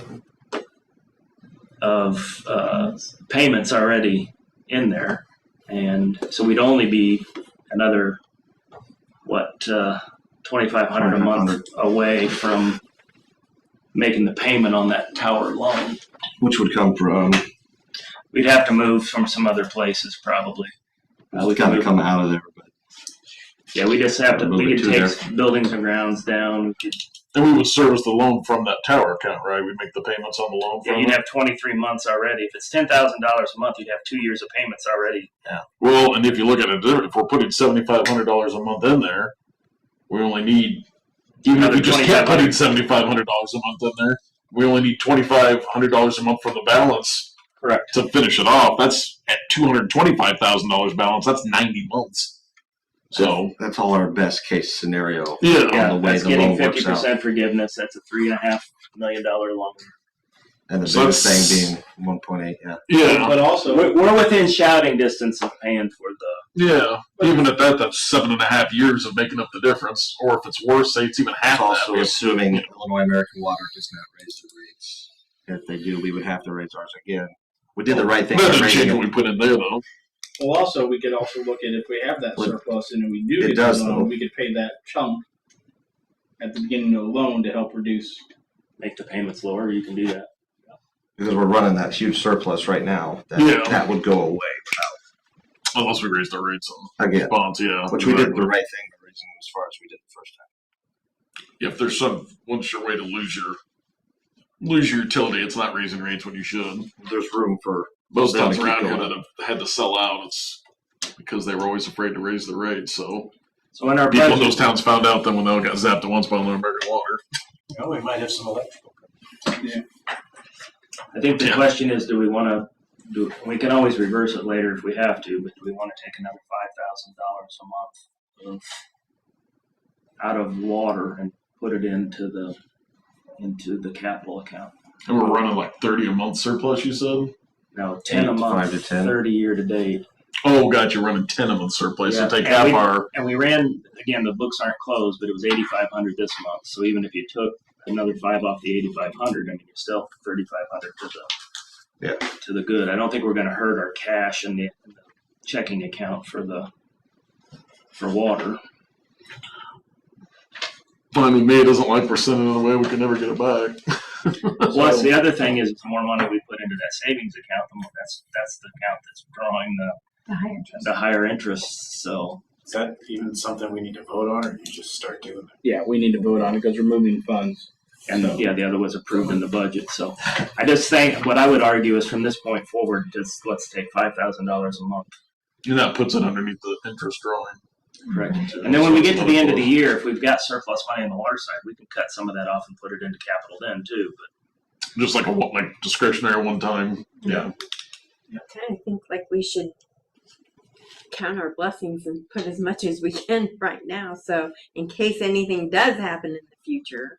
I mean, as it sits right now, if you look Because at we don't want to find, we don't want if to. you look at our utilities, we got a plan to cover the roads every 5 years. We just put together a sewer lining plan that should be done in the next 5 or 6 years.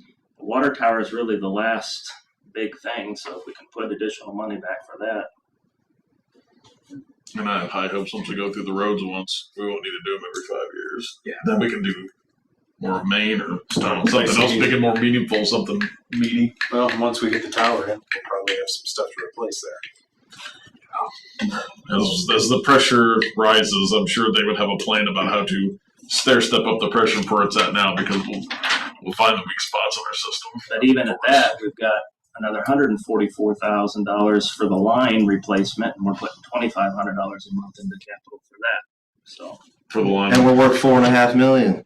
rich. And the water balance there, the tower balance there is also a good thing. As close as we get to service that level with what we're putting in is a good thing, because what he kind of inadvertently we led ourselves to is once we put that tower in and the pressure starts going up, we're going to find the spots where our lines are crappy. We're going to have to do water main repairs. So we will chew some of that funds we're putting away. We will chew up in doing that.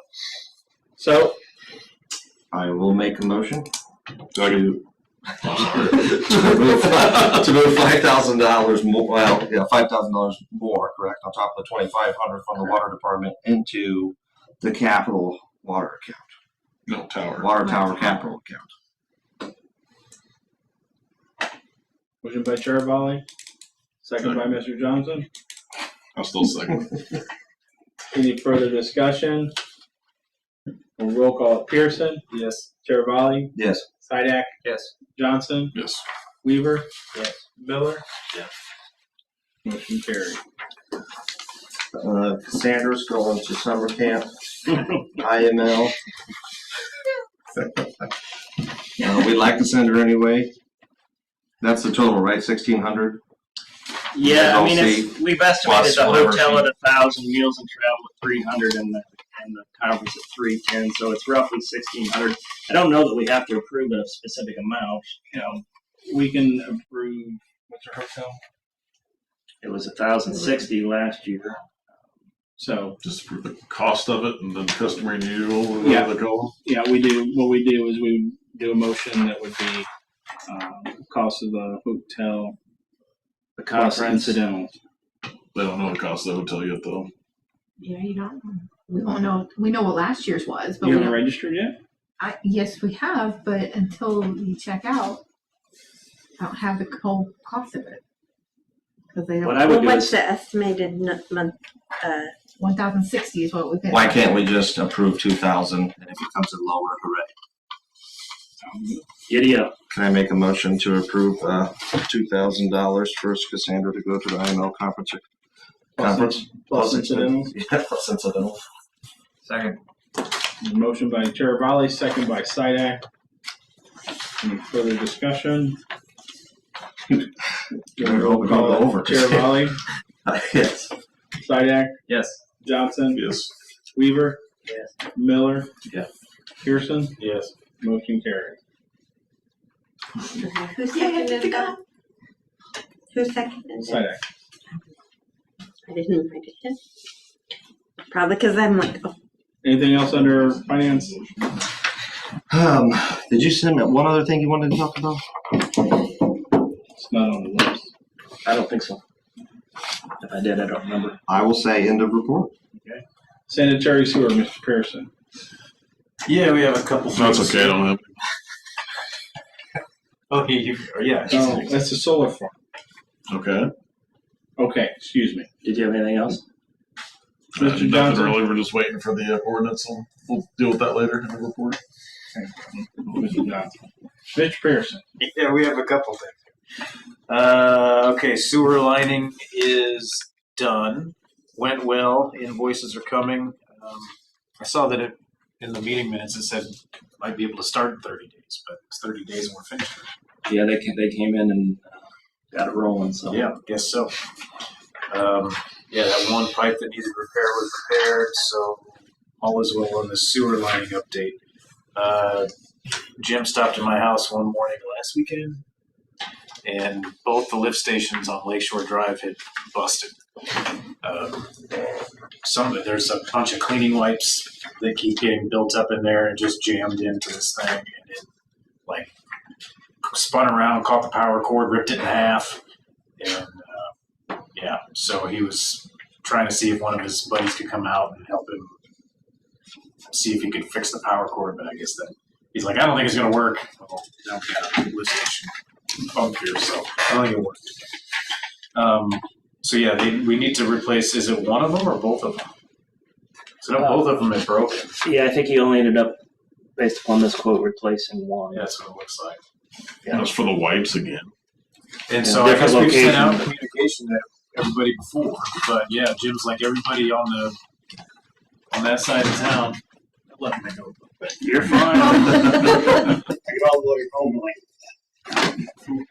Everybody on that side of town is just keeps building up at this station. So I don't know if we got to do a door to door of please stop doing this. Yeah, everybody on that line gets fined if the lift station goes. To everybody from there to you. Figure out where it's at. It's in Johnson. It's not me. I'm probably the bad. You got kids? Huh? It's those flushable Nobody's. wipes. We don't even They're have them in not- the house unless the they're not kids are flushable. driving themselves to school. well, So, I don't it's know, down the maybe we toilet. need to send out a letter to Well, we send out we've already put out one communication. What guarantees that people that are using those are not on Facebook? He said it's a regular basis that they're going in there and having to. We're not the only ones with the Albert's gotten better. Now it's over on. What people don't understand is there's no such thing as a flushable wipe. Right. Toilet paper and human waste is the only thing that should be going down it.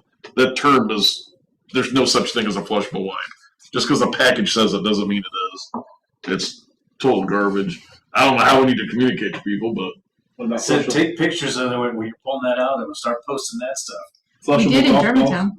yeah, I've seen municipalities post. They'll have all the impellers lifted out and just this thousands of pounds of these wipes hanging off of them. We put it in a newsletter that was sent out to every resident in town. Might be worth a shot. I mean, just tell them it just directly leads to higher sewer fees. So by all means, get flushing them down the toilet. But if we got to replace lift stations every year, then we got to pay for it somehow. We didn't have to replace the full lift station. It was just the top kind of mount, the electrical part on the top. But it's still $2,362. So. If that becomes something that happens every 6 months, then So I'd like to make a motion to approve the $2,362 to fix the lift station. Motion by Pearson, Second. second by Sidak.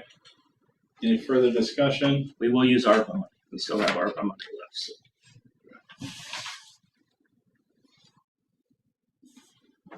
Roll call it. Chair Volley, Yes. Sidak, Yes. Johnson, yes. Weaver, Yes. Miller, Pearson. Yes. Motion carries. All right, maybe we'd be a little more aggressive on the communication somehow. I made a note. So We don't need to be door hangers or what we do. That's a good idea. That is it for sanitary sewer.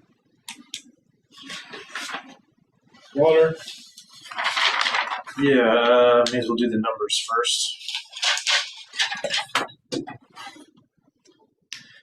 28 shutoffs for a total of $4,497.67. 0 level pay.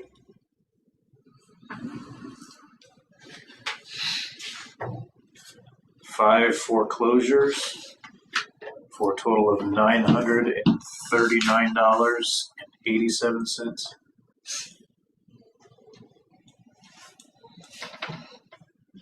And I do not have an approximate gallon sold. Briefly interrupted. The shutoffs you're talking about and all that money. I mean, we've already paid the bill for that money. We just haven't been paid by our people, right? Which one are you talking about? So we have another $4,000 in unpaid debt out there that's owed to us. Yes. I'm sorry. The shut-off amount, Water that's shut-off. money we've already paid for the water, but is owed to us for. I mean, that's another. Does that consistently stay about that amount? No, I think that's a little higher, isn't it? Yeah. That's I think it's cumulative for the year, correct? No, Or is that monthly? that's monthly. We This have- is just at the point of shutoff, right? Which could be 3 the months point down you're the road. making is if it's $2,000 high, we're at 10 grand on that. Yeah. I mean, yeah, there's more there. Not that we're ever going to get it. Yeah.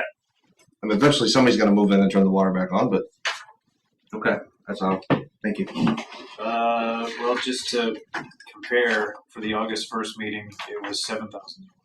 Oh, wow. Whoa. The other thing, it's a sidebar, but we've been talking about increasing the deposit money because we've taken the rates for the water up. So that a lot more of that's What's covered. the deposit right now? $100. So we talked about taking it up to $250. How does that compare with? I don't know. I need to do a little more work on it. You can call some of the other. Yeah, it's no longer a month. Right. Yeah. Okay. As mentioned earlier, the big meters are here and getting installed over the next few weeks. So hopefully by next meeting we'll have a more update on that. And then I have a conference that Jim is going to. The 91st annually to see the Mayor Annual Illinois Potable Water Supply Operators Association Conference, because that's as short as they can make the time. Total is $530 plus incidentals. Yep. So I'd like to make a motion to, well, we should probably go. He knows that's what it is. Well, if you say plus incidentals, then that'll cover his meals and his Mileage. and Yeah, because his conference is $245. His hotel is Probably $285. He already has tax for that. the room or whatever. 600 plus an incidental. Yeah. There you go. Make a motion to approve $600 plus incidentals for Jim to attend the conference. Second. Motion by Pearson, second by Sidak. Any further discussion? Roll call at Sidak. Yes. Johnson. Yes. Weaver. Yes. Miller. Yes. Pearson. Yes. Raleigh. Yes. Motion carries. I believe that's all I have for water. Okay. Buildings and grounds, Mr. Weaver. We have a quote for bug, I guess, there's some roaches and spiders out there. We had them quote both this building and the maintenance building, but the maintenance building's open so much we decided we probably don't need to do that. But we would like you to consider having the contract for this building, insect control for this building. So it's $55 for the initial and $45 a month after. The spiders are crazy this year. Spider attacked Tracy and a cricket attacked me. So Crickets They- eat crickets. spiders. How much every month? 55 initially and then 45 moving forward. That's cheap. That's every You guys are 2 gonna weeks. they come out? Every monthly? Once a month? That's Right pretty now we cheap. don't have. Sounds Right now we don't have any. I know, but mine's at home is every 3 months. Yeah, what? 3 months is Yeah. pretty sufficient. Yeah, but houses are just, I mean, I gotta pay at the start of an opening of a bar with no control, it's 2 weeks, and then it's a month, even bars without food. So it might be more of a commercial thing. Okay. Doors opening a lot more commercial Yeah. traffic, but it's every month and I pay 60 something. And I've asked everybody. It's always that high, so that sounds very cheap. So it's talking about $540 a year. We don't do it at all right now, you said? No. So I guess the question is, does it need to be monthly? I don't know. I mean, we do, like you said, every 3 months and don't have bug problems except for the occasional, like.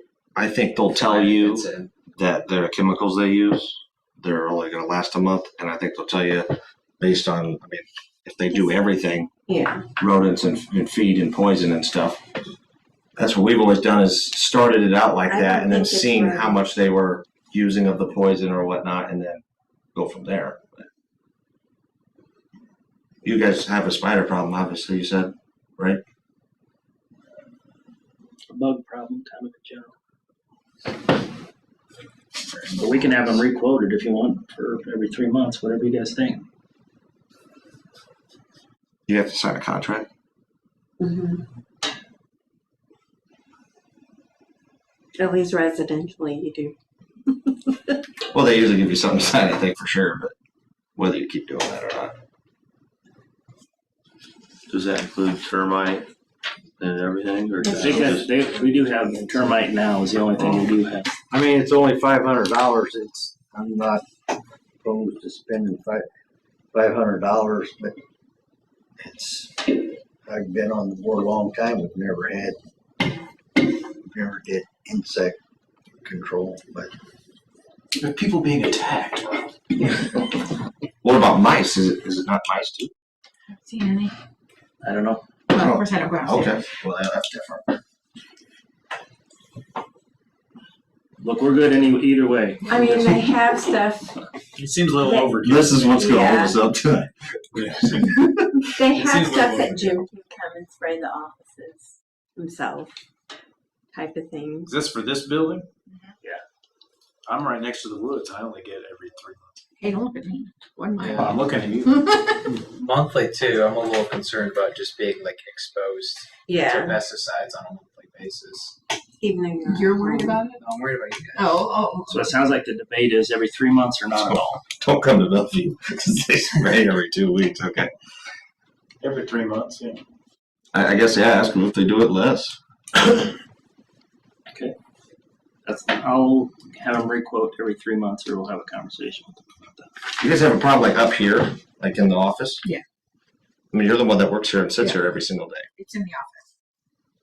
And it's. I mostly mean, yeah, spiders. there's a lot of paperwork and, It's an old building and it's basically a garage downstairs, right? Yeah. It's not I even- mean, there's stuff that just sits in there that isn't getting moved, so I'm sure that's part of So let me the ask you problem. this. This is about approval to sign a contract, basically. It's above $500 for the year. Right. So can you just have them come out and do one now just to get taken care of the. Well, I think what I'll do is I'll go back and ask them if it's every 3 months. If it's every 3 months, it'll be below $500 a year, and then I can sign off on that. Mhm. Yeah. So once you get taken Yeah. care of, by the time we're ready to vote on, it's going to be fall and there's not going to be any bugs. Oh, that's when they come in. Yeah, it's When gonna it get starts worse getting until it gets cool, better. they start coming in. So we'll either table this for the I say we get it down under 500 and September 19th meeting. Yeah, I would just say have them come in and spray it because it's going to be $55. well, Like, that's get it only taken care if you of. sign a By contract. all means, do not wait a month for us to talk about something like this again. I would just have them come in and spray. Yeah. And then just tell the guy, you know, if it's $55 because he's going to charge you the initial rate every time, have him come every 3 months and we won't waste the, and just get it done. And, but yeah, I mean, if they're having it, come come spray immediately and get it sprayed. Trust me, it'd be my preference not to have these conversations, but it's over $500. Yeah, I would say definitely don't wait for the meeting and have them come spray it. You know, as soon as they can come over and get it taken care of, and then figure out the rest later. We've been waiting for you to get this meeting, so. Oh Jesus! You know- Somebody should have just Yeah. 55. That whole stuff you buy on the shelf. All right, let's move on. For immediate. That's all I got. Streets and alleys. You want me to cover this, Rod? Or? Yeah, go ahead. So, I don't know if you guys noticed that we had the sheriff's department come out and put the speed limit sign over here on 116.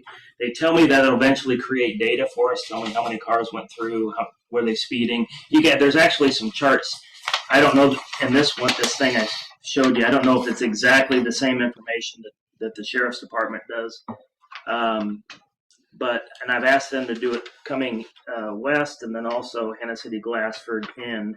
But as we were looking at it, I got into a conversation with the sheriff's department, and they said that West Peoria has permanent ones that they use, that they put up, and it gives them the data on an ongoing basis. So every month you can go out. So it's Germantown. Oh, do you? And then we can plug it in and look at it. I don't know that we necessarily need it. I just wanted to bring it and get some feedback as to whether or not you think it makes sense to do this. I guess I'm kind of thinking let's get the data from the sheriff's department, see what it tells us. And what are we going to do with the data?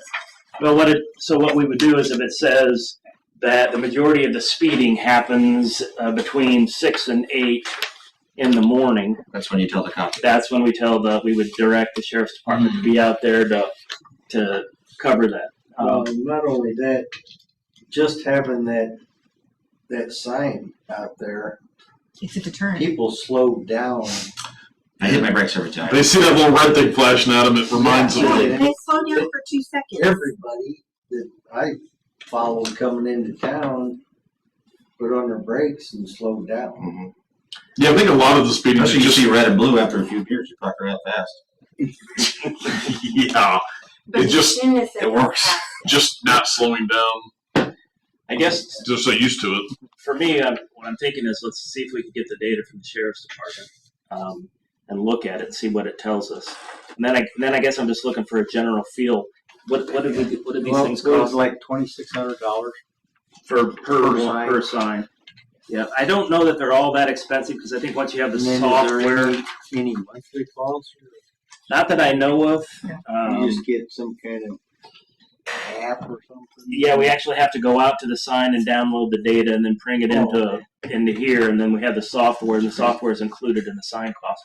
But to your point, if we had them, I don't think it's going to have does yours flash red and blue? Mm-hmm. Oh, it does. Those Germantown ones do. That's the only scary part. It flashes the white, the camera flash through. Yeah, it tells you how fast you're going or whatever. So at a minimum, we could put them on each end, maybe. How much does county charge us just to come out? Nothing. Oh, well. So Park their little trailer. Yeah. And they're going to do the other two $50,000 locations. At least that's what they told me. I'll probably have to follow up with them. Yeah, because they got one out on. Long term, is this something that makes sense, or is this a luxury, or what do you think? I think it's a luxury. I don't think it's going to deter the people that speak. Well, that's some, Rod, some. It's like the signs that are permanent. Once you know they're there. I drive all over for work. I see the signs all over that they flash and tell you how fast you're going. It gives you a check. Makes you think. But does it make you stop? Makes you slow down. I hope it didn't make him stop. Really? The other thing Yeah, is there's a lot of people that come through that just have to. I mean, they just see the 6 speed limit sign forever. They're not. I mean, Rob watched them. I mean, some people will. Yes, you can't make a declarative statement that no one will slow down. I'd rather see it right here. Consistent. Right in the People heart that of are doing town. You know, 50. I mean, the edge, they It's see not it, they 50. slow down, they get past it, like she said, and they speed back up again. But Well, the good thing about, on the west end, people are coming into town 60 miles an hour. Yeah.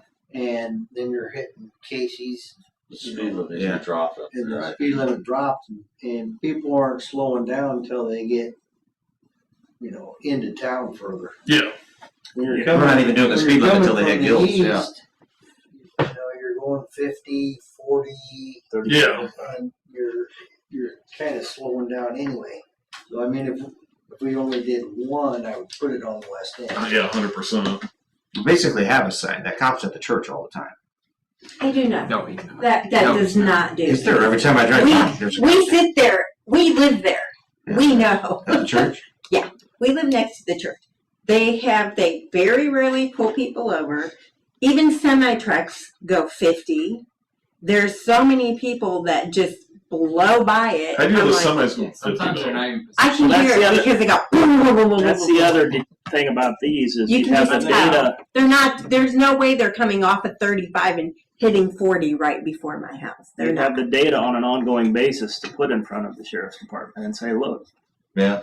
Yeah. But they can take this data, right? I just don't. Yeah, think we that can use it's the data. gonna deter. Then we can go a couple months, new season, throw it out there, theirs for free, can't we? And then tell them, hey, look at this. Yeah. That's I mean, I don't know, it's a very open-ended statement. How much will deter some? Guaranteed. So this is. How many It will not people- deter all of it. How many people go 45 in trouble? How many do? Tell me. None. Well, I get passed all the time. that you can't say that though. That's total hogwash. You're saying absolutes about something that you have no data to support I whatsoever. don't what I'm have data. saying. I'm This- just saying. I'd rather go. Anecdotally, you're saying Yeah. you see people now slow down. You see people slow This is pricing for a permanent one? down. And you just gotta swap batteries occasionally in it. They're solar powered, right? And then I think you got to go out and actually download the data. And the West Oh yeah. And they come with the 2-year warranty. Not that Do they come with a battery solar charger on the top of it? Yeah, 'cause then you would have to swap. No, they have the batteries are about this big, and you buy like 2 of them and charge the ones in the shop while the ones. Oh, okay. Well, I've seen them with solar panels on top. You can buy them with solar panels on top, but they're more expensive. Gotcha. So am That's I how they hearing, get let's see the permit. sheriff's data first? Mhm. Yes. And make a decision later? Yeah. Yes, then call Denise. No, because people make me mad because I see them all the time. All right. That's all I got. It's really goes over. I grew up on Smithville Road. 110. Thank you, Rob. CDC. People get pulled over there. Okay, we got a couple of It's not bad. reimbursements to do. Same thing as last time. This is all the money that we said we would give people, so now we gotta give it to them. Yeah, I don't. That seems whack to me. First one is the 10,000 for the Hannah City tap. I don't think this has a project number attached to it. No, this is not a grant. This is, I guess, a different project. It says BDD funding. Well, we've already approved this. Yes. Yeah, the only reason I brought it here is to make sure that you knew that we were going to cut the check for it to give you the opportunity if you wanted to vote on it again or not. But if you don't want it, we're going to cut the check and go. Yeah, I say we just. Oh yeah, this was a separate just agreement. Sidewalk, right? Yeah. Okay, next project is 23C5, which came out to 15,000. That's the Sportsman's Club. That's the work they did. And this little in your packet here, 15,000. I'll make a motion that we approve the reimbursement of that money for project 23C5. Second. Motion by Sidak, second by Chervali. On these three, I'm going to need you guys to sign them and give them to me to scan and send them away. Any further discussion? We'll roll call it. Johnson, Yes. Yes. Weaver, Yes. Miller, Pearson, Yes. Chervali, Yes. Sidak. Yes. Motion carried. Okay, next one is project 23R4. This came out to total, our end is $5,000. The removal and replacement of fence. Should I do anything special because I'm related to this person? Would that be in good taste? You Say can that abstain again, from voting sorry. if you want to. So I'll make a motion that we go through the reimbursement of $5,000 to project 23R4. A motion by Sidak, second by Weaver. Any further discussion? We'll roll call it. Weaver, Yes.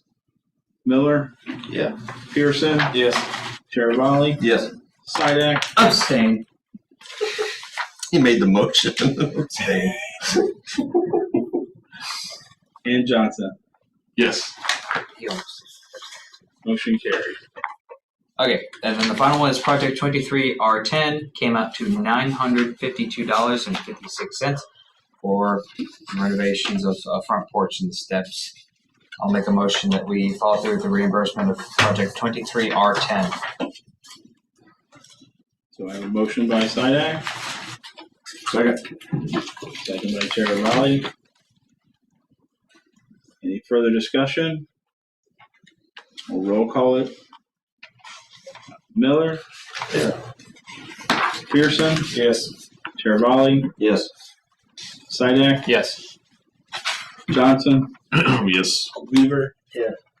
Motion carries. So we got about 3 more of those coming in. That's nice. No. In general, everything's been approved but 3 projects on the grants. In other news, I just saw the sign on the door. The Park District, right, has something coming up next weekend? Couple weeks. 2 weeks. So I think I it's think more that than I think three. that's they're trying to put another spin on Heritage Days. Yeah, they changed it. Yeah, I miss Heritage Days. This used to Well, she came to that meeting to talk to us about it, didn't she? Yes, you got a temporary liquor license. None of us were here. Zach was here. I was here. I said. He said okay. That's all I got. End of report.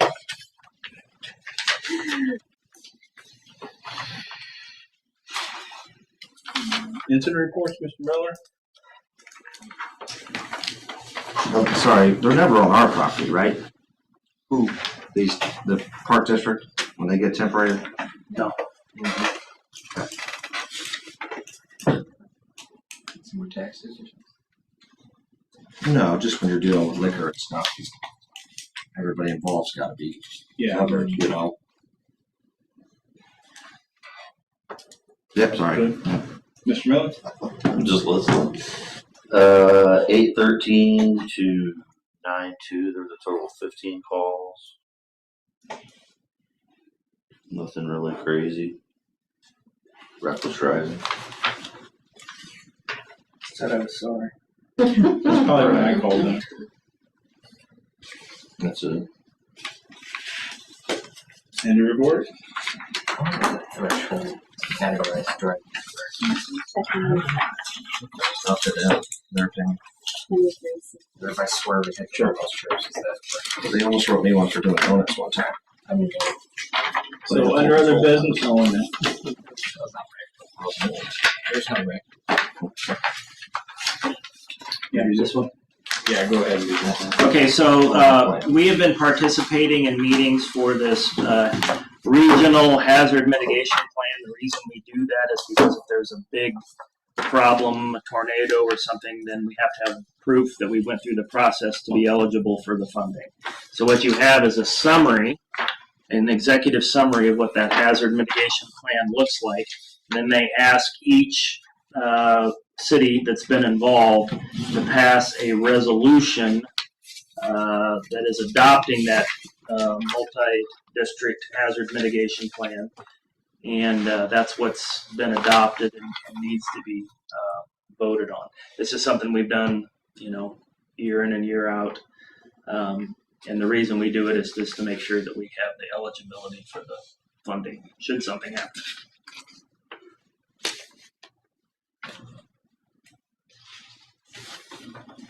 Happy to answer any questions you may have. Can't take questions, Jeff. Oh, sorry. So this plan's drawn up already, right? Yeah, That's what all this whole stuff. Yeah, this is the executive summary. So basically what happens is Roger and I sat in on meetings and they asked us questions and for information, and we looked at the old plan and then what stuff was done and what stuff hasn't been done. And is there anything new that we wanted to add? And so we kind of worked through all that and kind of gave them a summary, and then they consolidate all that into the regional plan. Make a motion to approve the resolution of the Village of Hannah City adopting the May 2023 Peoria County, Illinois multi-jurisdiction, multi-hazard mitigation. And that'll be resolution 2023-09-0. I will second the motion to adopt a resolution of the Village of Hannah City yada, yada, yada. So I have a motion by Pearson, second by Chirivali. Second by Sidak. Sidak, sorry. I like mine. Someone will I say. have that one. Sidak. Okay. Any further questions? What was it, 20? Well, I'm gonna need you guys to sign that. 23-09-01. So I need the 3 grants in this one. So all those in favor signify by saying aye. Aye. Aye. Those opposed, nay. Motion carries.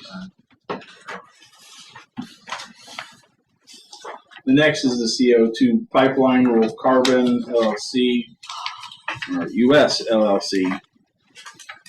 So how much you guys heard or know about this?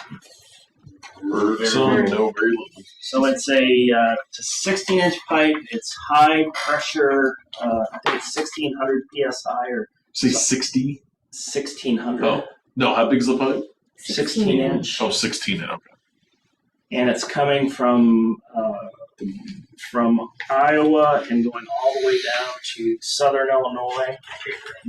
Basically, what they do is they pump the CO2 from a lot of ethanol plants and other places, and they pump it into this big reserve in the ground that's amidst all of these rocks or whatever, and then it's just stored there. The purpose is now you're not releasing that stuff into the air, you're pumping it to another location and holding it underground. And the path is to come, the best information I have, but again, I don't know that this is ultimately where it's going to wind up, is that it's going to come down Eden Road and then into Eden and then follow the railroad tracks this way to some degree and then go south to about the FS plant and then cross Hannah City Glassford and then go south again.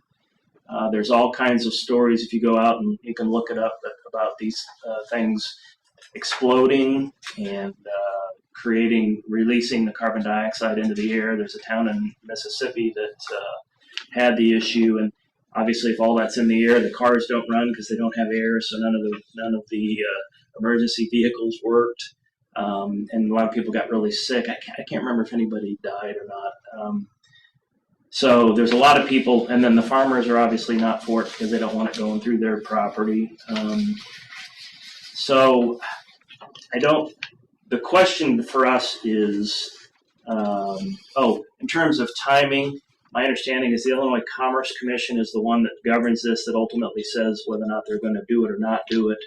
There are ways to have your voice heard through the ICC's website where you can go in and say I'm for it or I'm against it. My understanding is they're taking that information till roughly next summer, and they're also looking for the property owners that are impacted, to how many of them are going to say that they're willing to sign up and do it and get paid for the property, or for the use of the property, the easement. And they're looking for like a 70-80%. The ICC says they're looking for a 70-80% group of people that say yes in order for them to approve it.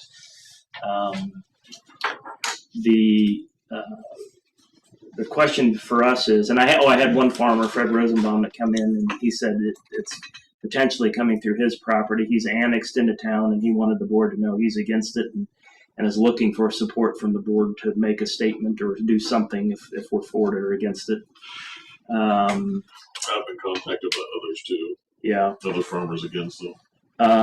I know some towns have been putting in ordinances to try to say, you can't come within X amount of, I think if there's a problem, it's a 1 to 3 mile radius that they talk about that is like the immediate problem. So I know some towns, whether or not they'll hold up or not, have tried to put ordinances in that said you can't come within the major population areas within a mile or 1 to 3 mile radius. We could put an ordinance saying you can't be within village limits. Yeah, again, I don't know, Abby, maybe you can help in terms of whether or not make it to us. And then what happens though? So my thought is that yes, you could potentially pass an ordinance, but overall, this company, if they get approval from the ICC, ICC can grant them permission to use eminent domain. So basically, this could happen whether you want it or not, even if you have an ordinance in place. So I'm not sure an ordinance would necessarily be the best route. At this point, if you did want to do something, I think intervening at the ICC level might be more beneficial. But if they do get permission to do this, it's basically going to happen whether we want it to or not. Unfortunately, That's fine, but the route they take would be what I'd be concerned about. I mean, if they ran it down the railroad tracks all the way to Hannah City, Glassford, they're literally across the street from a residential area. I would think it'd be better to keep it as far away from major population areas as they can. Oh yeah, no, I totally agree. And Prevailing winds come from the west most likely, so if you do have an issue, you're blowing it completely through town. yeah, so I guess what I'm saying is you'll have an opportunity to negotiate with them, and so will property owners. And you can kind of control situations better that way, because really they don't want to have to go through, eminent domain and basically just getting permission to do whatever they want. And an ordinance probably won't prevent them from using eminent domain anyway. So they technically could just not, go by the ordinance, in the end, if that's what ends up happening.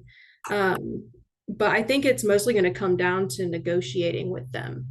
And this could be, listen, we don't want it in this area. Is there a different route you can take? What kind of money can we get out of this if you're going to go through our city and use our right of ways? But if you do want to adopt an ordinance, that's totally fine. I did a little bit of research. I saw, I think Peoria Park District did a moratorium on pipeline construction for the time being. If we wanted to pass an ordinance, we could do that. I'm not sure how much help it would be at this point, but if it makes you feel more comfortable, we can try it. I'm not opposed to that, but that's just kind of how I see things moving on further. So at this point, when would it have been a help? What'd you say? If it's no help at this point, would it be a help at another point? Or you mean like in the past we would have had to done it? No, genuinely, I'm not sure it would be much help at all. I think it may be help from a political standpoint. It could be kind of, the board's position on the matter. But if, they do, or if and when they do come to Hannah City and they have permission to use eminent domain, it's not going to matter anyway. I guess for me, I don't want to assume that everybody's against it. Maybe you are. Yeah, I'm against it. So let's start there. I mean, As far as Hannah City is concerned, I'm against it because you don't want anything like, you prefer to keep that as far away as possible. I realize you have a natural gas pipeline that runs right through the center of town. But, 10 feet from my bedroom. Yeah. Sorry, and another thing I wanted to point out was you do have that railroad, which is not technically your property. So they could use that easement from whoever owns that and ask them. so the questions asked are, is there any cost to the village? At this point, I don't think there is. It's federal money that's being used to. Well, that means that I'm paying. I understand. Yeah. So I think we probably need to talk to our congressmen and representatives about this, because why are they doing it? Why are they putting that into the ground and just storing it? ADM. This company's getting paid by other companies to take their CO2 for them and pump it in the ground and get rid of it. And the theory is that rather than releasing it in the atmosphere, corporations are going to make money off of, and I'm going to pay it. Agreed. Yeah, you're going to help subsidize it. Which is weird because our government right now is not a big fan of pipelines. They've all been shut down, every idea of one. So it's weird that this is coming our way right now. It's green. It's green. You're putting the CO2 in the ground, so the air. Yeah, but the pipeline construction itself is what they don't like, and tearing up the farm ground and that stuff. But I think her point is we may not have an option But if we want to control where it goes, We we're can take better a off stance. being nice. We might not have an option. Well, I mean, these have been defeated before. All it's got to do is not get to us. It's got how many counties to go through before it gets to us. I mean, some of these have been defeated before, right? From what I've read, Abby.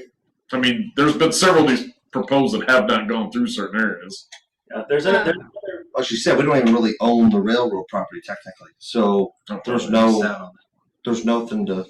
It's so I think federally there's maybe a couple thousand miles of CO2 pipelines. This is, there's federal law for this, and then Illinois kind of passed their own laws as well. I do know there's a federal agency that is working on more regulations since this, Mississippi CO2 pipeline rupture happened that Brian mentioned earlier. They are looking into making new regulations for this sort of thing. But ultimately, it's going to come down to the ICC's decision, and you can definitely intervene at the ICC level. Let's talk about that, Abby. Do we write a letter to the ICC? Yeah, you can. There should be like a public platform. There might, if you wanted to go even deeper into that, there might be something like we could do procedurally to object to it. Like with regard to one of their hearings that they have to go through a lot of steps to get approval for this. So if, you wanted, me or someone to attend one of those, or I can look into procedurally how we can kind of forcefully intervene, I guess, make a bigger impact in some way. But Can we publish something to our residents to go to the ICC site and give their feedback? Yeah, I mean, there should be a public forum anyway, so you can, definitely point them in that direction. There's no problem with us saying we're against it, and we encourage you to, or do we have to say? If that's the position you want to take, I don't necessarily think there's anything wrong with that. If you wanted to oppose it as a village, as a whole, that's fine. If you think you might want to wait till you take a total position on it, I was initially thinking about, have you received any, public opinion on this? I know everyone's gotten, some complaints from farmers, other residents. I don't know if there's another opportunity you wanted to give, the residents in the village to voice their opinions on it before you took a, dead set stance on it, rather than, saying if you have, anything to say about it, here's the resources and where you can go to say things about it, where you don't have to necessarily take a position yet, if that makes sense. I don't see that there's anything wrong with you taking a position on the matter. Yeah, we could invite whatever, say at the next meeting. Come tell us what you think about the pipeline. Well, because I think Peoria County already had some kind of meeting, and it was posted on the Facebook page. It's called What's Going On in Hannah City. No, it's Kansas City happened. Yeah, I think But they were, because I know my daughter posted and said she encouraged everybody to go and find out for themselves. Yeah, there's been a couple. I think there's been and some groups that are trying to organize against it too. Yeah, there are a couple coalitions. This is a long way to go before it even hits our doorstep. Yeah, they said. I mean, what I heard was they hope to have construction begin towards the end of 2024, but I don't. There's, like you say, there's a lot of work for that to happen. But I guess at this point, there's a lot of buzz out there. Do we want to take a formal position as a board? And if we do, how do we implement that? And I think working directly with ICC and maybe contacting, elected officials and so forth might make sense. So do you want to raise your hands if you're against it? Is that what you, is that what you want for guidance from us? I mean, as a board generally. So we can take a stance as a board? Yeah, because really it's not, are you against it on a personal level? It's like in representation of Hannah City. Correct. 100%. I mean, We're gonna have just one don't want it opinion. in your town. There'll be one opinion coming from that chair over there. Yeah. Yeah, just don't want it in your town. It sounds like, we can let our voices be heard, but we also ultimately, we don't have any control I don't over. understand what they're doing. They're just gonna store it in the ground, leave it there. Yes. Yeah. It's supposed to last. Pump it, you sequester it underground so it's not in the air. And I heard it holds a lot. And yeah, so that's the new, instead of not Can't even see. I producing don't understand how you CO2, put it in we're just a hole. like, just store Just leave it there. Yeah, there's some science that I've read that says that eventually it'll go from It transforms to a different state, doesn't it it? goes to a solid. Like a rock. Yeah. But again, I don't know that how much of that's proven. Well, it's carbon. Yeah, it's carbon. Yeah. I buy it all the time for my solar machines. And it's crazy expensive when they're just storing it on the ground. There's other options. Some people are just doing wells in existing places that hold less, so you don't have to pipe it as far. So that's another possibility. But I mean, it's Bloomington and everything by the time it gets to Yeah, where it's eventually, going. once it goes through, it'll be south of here, but eventually they're talking about taking a pipeline back up through south end of Peoria and going to the old ADM plant too. So that's not going to be.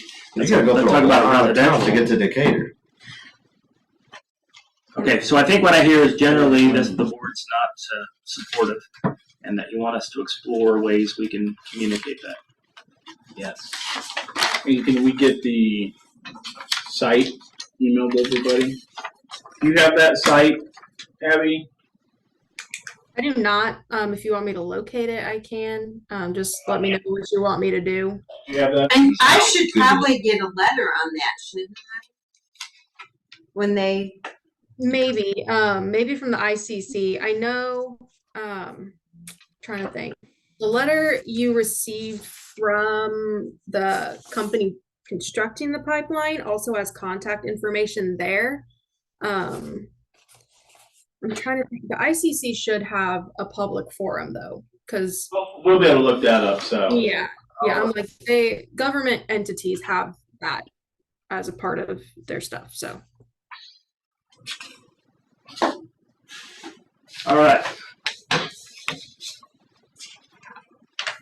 Last item is had a discussion with some of you guys about the possibility of there being some who feel like one meeting a month would be a better option than 2 meetings a month. Some of you, I don't think, feel that way, but I just wanted to have a discussion about whether or not that's something we want to even discuss or pursue. I guess for me, just some data points in terms of the lawyer and engineer, and then the fee and the payments to the board. It is about a $10,000 annual savings if we just go down to 12 meetings a year. But obviously, the meeting's going to be longer, rather than being an hour. Similar to this one, right? Yes. But Definitely, it's definitely. like one and then 2 and 1. Can't do that. You got too much. You got bills and everything that have to be approved. No, not skip a month. Doing 2. One month have 1 meeting, and next month have 2, or something like that. Or maybe the summer And then we can always have emergency meetings. To be honest with you, I don't have a dog in this fight. It's obviously 1 meeting's less work, but I mean, I'm happy to do 2. 2's not exhausting by any stretch of the imagination. But it would also take 6 years. If we decided to go to 1 meeting a month, we couldn't increase your pay. The only ones that are on 2-year terms would be able to get the next pay raise. So that means then they would be getting, when they vote for their 4-year seat, then they would, at the next election, we could vote for all the trustees, but it's only for those current ones that are going to be reelected. Well, see, that's our whole point here. I mean, I was like the one I kind of drove it after Brian mentioned it. I kind of drove it into the meeting here. And I asked him to come with a solid number. I don't want to go to one meeting personally, but it kind of seems like it might be better for the village. And I mean, we started having 45-minute meetings, and that was because we were talking about our daily lives and half of it. I just felt like we were maybe taking advantage, and we're all getting paid for it. It just seemed, like I said, I want to take advantage of I don't want to sit here till 9 o'clock either once a month. I'd rather sit here till 7 o'clock twice. But we had a small attendance problem at a few. That's been spread out though. And we then, only had to cancel what, 2? One. Well, since I've been Well, involved. July 4th. July 4th. Last We year, those I think count we as had to do- executive decisions. No. I just wanted to look at, because we talked about the attorney and the engineer as well. Well, and that could be a thing where on the second meeting of the month, if we can push those items that we're gonna need. Just invite know. them to the second one. Yeah, exactly. Well, or we just, we can make it so their attendance isn't mandatory. They just come if we have. Honestly, the engineer should just be as needed. Understand? There's That's how they do it in a Germany. lot. I mean, the towns we represent, No. we're not at every meeting. In fact, we only show up. There's not a single town that we personally represent, the company I work for, that we show up to every meeting. They call us in a few times a year for questions, but we don't attend any town meetings mandatory. They don't want us. They don't want to pay us to do it because there's not enough to go over, not enough just by the cost. So, Understand? yeah. I mean, honestly, I think every couple months, I mean, we'd have something substantial. It couldn't be solved with a phone call the next day. Now, granted, a lot of times it triggers a phone call the next day from somebody, but actually they're paying to be at the meeting. Yeah, I can follow up with them. That's like two separate decisions for me then. Yeah, the discussion we're having is there any interest in going to one meeting a month? And I guess. But I'm down either way. I think it could save us money to do what we talked about with the companies, or go to one. So if we want to stay at 2, I think we need to go that route. What drove us back to But if we want them at every meeting, we go to 1. And that what drove us back to 2 was staff saying that it was too much of a pain to get stuff approved. Yeah. It wasn't the board that said go back to 2, because Fred took it to 1 at one point, and then we had to go back to 2 because staff was just saying, hey, we're waiting forever to get stuff approved, and it was starting to interrupt the business flow. So, Especially when you're waiting for anything over $500, it has to come before the board Yeah. to vote on. I still come in every other week and sign checks. I mean, Yeah, I mean, we're signing checks no matter what. But like the lift station, if we didn't have a meeting now, you'd have to wait. Well, probably what we would do is say it's Have a emergency and we have to do it and we can vote on it retroactively, which is what we've done. you're not Special that meetings. sit there, but you probably only have 4 of those a year. yeah. The last meeting, I think a lot of the problem was it was the night before the first day of school. That's right. Yeah. So it was like And there's no He was in judgment. open house, he was in No. open house. There's no judgment in any of this. I think what I'm hearing is that you want to stick with our current schedule, and we want to have the attorneys and the engineers come only if we feel like there's something that we have for them that we need to talk about. Engineer for sure. It's not that we don't like you, Abby. We use her a lot more. Yeah, oh yeah. Well, we do. If something comes up, that's fine. You're like, hey, we got to call Abby about this, and she can bill us accordingly. But I mean, the last check I just signed was $2,700. We're fighting over $500 bug control. Bug control hangs us up every time. Well, and we're also talking about, a pay for a water tower that looks like we need that extra $2,500 and it's covered, and Yeah, I'm not saying you take it all away by cutting Abby. I I don't mean think we that. made really good improvements efficiency wise. I think the audit showed us that if our cash increased $500,000 last year, we're making some good progress. So it's always good to look at every little thing. But We could try one meeting a month. Last time we tried it, we weren't staffed like we are now either. We weren't running the same. I mean, not saying we were running bad, but we weren't running like we are now, staff-wise, procedures and things like that. And so you could definitely. Well, I don't care if we try it. Well, it also concerns me about like these guys. So this guy's got a project he's trying to get. Special meeting though. Yeah. Well, it just puts more emphasis on that one a month. You better be there because there is only one a month. Because then if you do have something like that, you could really screw some people that were counting on that one meeting a month. Because now all of a sudden your wait time is mandatory 1 month instead of possibly 2 weeks. So you better have people better make a point to And they could go really there. I think the two's working out pretty good because if you go to one, shit happens. Yep. Stuff comes up and you gotta not be there. And right now, if you got something next time, but everybody else is here, well, who cares? Yeah. Or if it moves around, we still have enough people to make it happen. That's a good point. Yeah, when you go down the one, if something happens, like you said, you're automatically 30-day wait. But you're not. You just have a special meeting. We did it all the time. Whenever a kid needed expelled or something, we had a special meeting. We just came in. But that doesn't mean that's going to work either. So. Let's stay the course. Let's watch it for the next several months. See how things go, and we'll I don't think we'll work to manage the support folks. Yeah, I don't think he to do a little bit differently. All right. It's not going to be Anything else? It's gonna be Next meeting is September 19th, 6 p.m. He doesn't Almost said a.m. 6 p.m. Anybody else has anything else? Meeting adjourned. Thank you, Abby. He might have Bye. Have a good night. I won't be here.